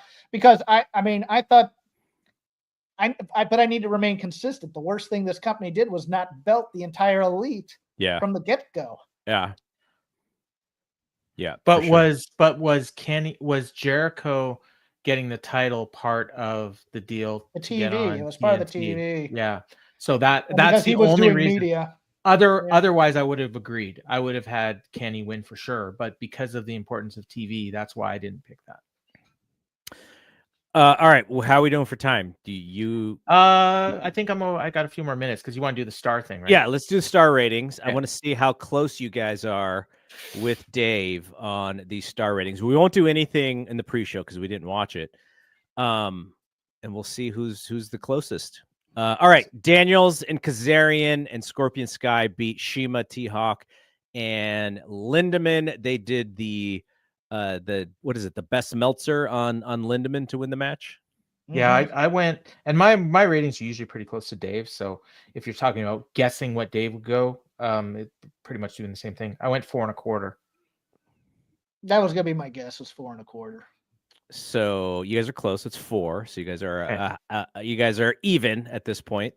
Britt Baker beats Nyla Rose, Awesome Kong, and Kylie Ray. And at the finish, Baker hits Kylie Ray with a super kick, and then the Ushigoroshi for the pin. 2 3/4. I think he went 3.25 here. You guys are off the same amount again because it was a flat 3. So you guys are even. Okay. so Okay. far. All right. All right. Chucky T and Trent Beretta beat Jack Evans and Angelico. This was when the Dark Order came out. So the finish is Trent Beretta did a flip dive on Angelico, and Beretta used the Omori driver while T came off the top rope with a double foot stomp as a stuff, and they pinned Jack Evans. I went 4 stars, but I could easily take off a half star for the post match. but 4 stars. Dave used to do that, by the way. He doesn't do that Yeah. anymore, but he used to do that. Did he do it during this time? No, this was like in the 80s and 90s. He would do it. I think this was. I mean, I remember Jack Evans having a really good match on this one, so I'm gonna say 4. So, and what did you have, Paul? 4 as well. 3 No, and you had 3 3 3/4. 3 and 3/4. No, that's 4. So we're both quarter star off again. Okay. Yeah, so you guys are even, still even. It's Okay. 3 and 3/4. Uh-huh. Okay, Riho and Ryo Mizunami and Hikaru Shida beat Aja Kong, Emi Sakura, and Yuka Sakazaki. We explained the issue with the finish in that one. I went 3 3/4, but I have a feeling Dave went higher. Gee, I thought he'd probably grade this low because of. Oh, he Just loves his starter miscommunication. matches. That's true. Damn you. What did you say again, Paul? 3 3/4. I'll go with 3.25. It is 3 3/4 exactly. So Ooh, Paul is up okay. a half of a star. Oh, All right. great. He'll get the sticker. Well, at the end. next one I think we all know. So Cody and Dustin. yeah, I mean it's 5. What, he gave perfect. I thought he only gave. I think each like of I those didn't perfect. look, but I'm pretty sure. And that's what I would. I'll hedge here and say 4 3/4. It's 5. Okay. Okay.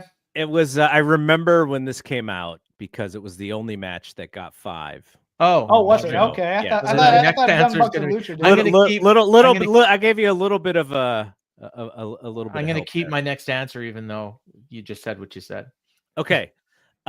So yeah, it was 5. Young Bucks beat Pentagon and Phoenix. The finish, I felt like the finish was like 3 different finishes. Yeah. But Matt's got the bad arm.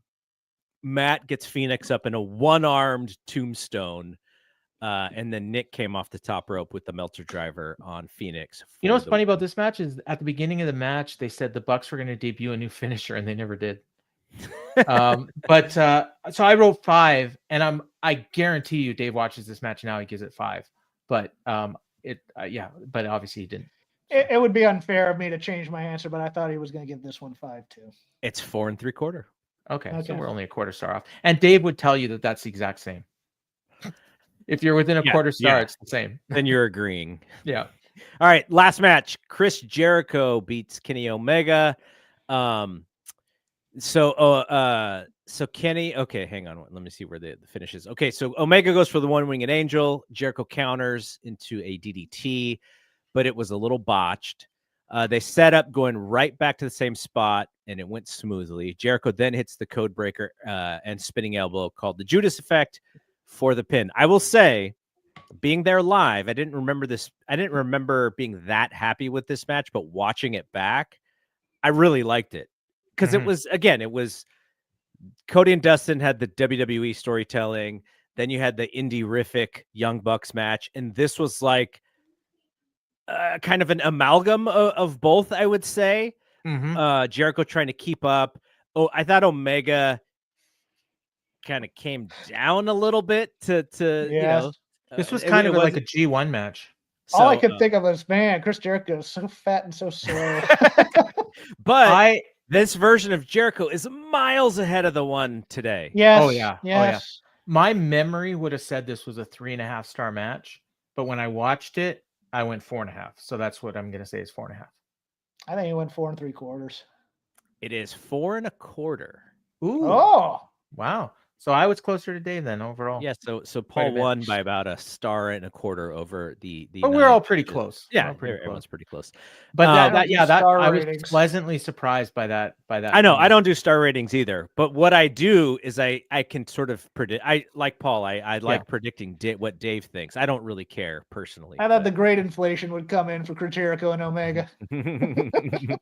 Yeah. So that what we didn't really talk about, and we'll end with this is Actually, you know what I was expecting? I was expecting you to tell me that Bucks and Lucha got like 5 1/4 Half or or something like that, and something, just screw up my entire range. It may have if they didn't go long, like they went to 3 extra finishers, like maybe Good you would Lord, have given it that 5. Yeah. Jim So- Ross comments on it at the same time I'm thinking it too. Yeah. Like, that probably should have been it. yeah, exactly. So one more thing, and then I'll ask you guys the last question, and then we'll wrap up. So post Double or Nothing, Moxley goes on to Talk Is Jericho and says, "I don't give a shit about WWE. They're in the past. I hope they become good. If a byproduct of this is that they change their creative process, I'll be happy. But I don't care about them. I want to be the best version of myself." That comment aged very well, by the way. Mhm. This is exactly what happened. I remember at the time hearing that, and I'm sure somebody posted in the Fight Game Media group, and I was like, this 1000%, like, this is what we all want. We want WWE to get better because of the competition, and we want AEW to remain strong. That's what we all want, regardless of what people think about me and Jeff, bashing Dynamite some weeks and praising over it other weeks. We want it to be great. Like, I remember thinking, yeah, but AEW is not going to force WWE to get better in any way because you're not their competition yet. And look, AEW got better. Janelle Grant. Like, yeah, well, yeah. I mean, that's really the reason is Mhm. Vince is Is forced Vince out. being gone? Yes. Yeah. And I mean, because you remember when NXT was killing the main roster in terms of creative, and everybody was just like, well, maybe this will have an effect on the main roster. Nope, never did. Other than the Bellas complaining about wanting longer. Well, to be fair, Vince going in and cleaning house and saying this is going to become a developmental now is something that is probably the last good thing he ever did. But that That's is a true. direct response Yes. to them Yes. losing. Correct. to Yeah. Dynamite. Yeah. And I Triple think- H basically losing his power at that point because he's the one who took the blame. Mhm. I think for me, the Moxley interview, the best thing that came out of that, in addition to just him being him, which I like a lot. I like fierce contrarian independence. It's one of my favorite things in the world. Is him eventually seeking help for his addiction issues. Yes. Absolutely. Mhm. Right after an interview with Dave and Garrett. I know. That Because rough. there is something about being self-aware Yeah. Mhm. that I love about people, because there are too many people in show business and in wrestling who are not self-aware. And I can have one last run at the age of 52 or whatever, those types of things. And knowing who you are and what you want is strong in terms of also just negotiating contracts and things like that. Like if you're not willing to walk away from things, and it's obviously, to me, Moxley is willing to walk away from stuff if he doesn't like it. Mhm. And that, to me, instead of being a people pleaser, is far more powerful in an environment like AEW where you don't have a lot of guardrails. Yeah. And at the time he did it, it was a big risk. Yeah. All right. Last question. Okay. Is this an iconic business-changing pay-per-view? I would say not as much as the original All In, but in a way, yes. I disagree. I Okay. think it is, because this is the mission statement that AEW puts out there. This is what we are. This is what we're going to be. And you see that in as we like to say, the jam band pay-per-views of the first few, where it's Mm-hmm. 20 matches that go on for 6 hours, kind of a thing. But this is, despite the rules that they no longer follow, like the 10 count and tag team matches, this is what AEW was for a number of years and still kind of is, with the exception of the Cody influence on storytelling. We're going to put matches in there. Guys are going to get their stuff in. It's going to go kind of long. And you're going to get a pin and people are going to enjoy it. The people who enjoy these types of matches. I want to add one thing, and it doesn't really fit anything, but for all the shit that Tony gets about the women's division, it improved a lot. Oh, it's from head and shoulders 2019 to now. That's the one thing that has improved the most out of anything they do. The men's wrestling, it's pretty much the same. I wouldn't say it's better or worse, but the women's wrestling has 100% improved. Well, they had to get an identity in Yeah. terms of the women's wrestling, because they weren't sure if they're going to be, okay, take all these people from the women's entities like Shimmer and Shine and Rise and all these other places, or are we going to be a Joshi company? Mm-hmm. Are we going to try? And then there was that weird time when they were trying to meld the two and they weren't quite going together.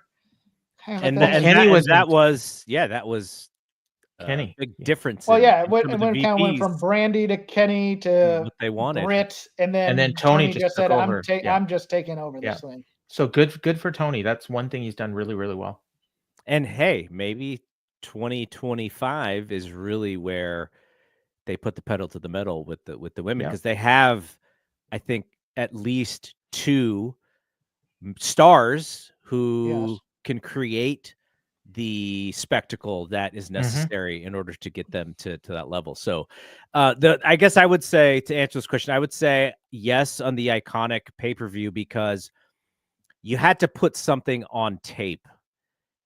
If you're pitching this idea of this wrestling company, your demo tape is this pay-per-view. And had this pay-per-view went off the rails, and there were moments where I was like, oh my gosh, I'm glad I watched the live version, because I would have been a little worried watching the pay-per-view. But then they figured it out. And then you get to those last 3 matches and you're home free and you're like, okay, this is exactly what this show is.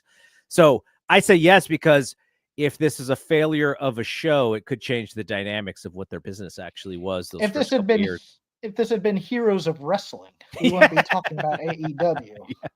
Yeah, I mean, they had the deal, obviously, but yeah, it could. I mean, the original deal was only a short-term deal, right? And it was like, I believe for ad revenue was a big part of it. And they had the split, and I think Turner was taking care of production. Yeah, they ripped it up in early 2020 and gave him a 3-year. Yeah. So all right, that is it. This was a lot of fun. I was glad to research. Maybe we get a second show. I don't know. Did you cancel us, Garrett? Are we canceled now? See. We got to hear from the people. Right. He's got to check the ratings. I know we had fun. Yeah. So but we got to figure out if everyone else liked it. But all that matters. I think it worked well, and we got to talk about something that I kind of lived through in this weird way, and that's why I really like doing the research, because I wanted to jog my memory about some things that I might have forgotten about. So let me ask a real quick one, because this will wrap it up. What was your post-mortem coming out of this show about your thoughts on AEW? Yeah, I couldn't wait. I couldn't wait for the next show. And I think the Moxley run-in does help with that, because you end the show with a bang and you go, oh, where are they going with this thing? I can't wait for... I will say, I wasn't a giant fan of those 2 BR Live shows that they did, but that if you take away those 2 shows and you go from Double or Nothing to the first TV show, like, I think they really... Well, you're forgetting All Out, right? Wasn't that in? Yeah, you're right. September? You're right. Yeah. You're right. I will say, like, I was not looking forward to Jericho Hangman. I didn't think Jericho should be in that. Like, I'm not going to lie now and say that it was a great decision, because I understand why they did it. But at the is time, that show up on Max? I haven't watched that show since it was on. I have not either. Yeah, I would assume it is. I'm gonna if it is, I'm gonna rewatch that show, just because I don't remember almost anything on it. All right. Thanks to Paul and Jeff. You guys will be back on Wednesday night post Dynamite, which is the go home show to Dynasty. So check in on that. We'll get that stream up on Wednesday afternoon sometime, and You can listen to them. Big show discuss- coming, announcing the that show. Owen and all that stuff. Yeah. I think there's some interesting, like sometimes this ebbs and flows with AEW, but you sense that Tony gets his ducks in a row for, like, usually for the last one was the Continental Classic, where he's like, he really had his ducks in a row to like map that whole thing out. And I thought it worked well. It seems like he's doing the same thing for the Owen and early, and it looks like it's going to be a big deal on both sides. So that's a positive to me. Yep. All right. Thanks to Paul and Jeff, and thanks to folks who are checking us out and listening to this on the Fight Game Media Network, the audio feed. So for Paul and Jeff, I'm Double G. We will see you when we see you. Peace out.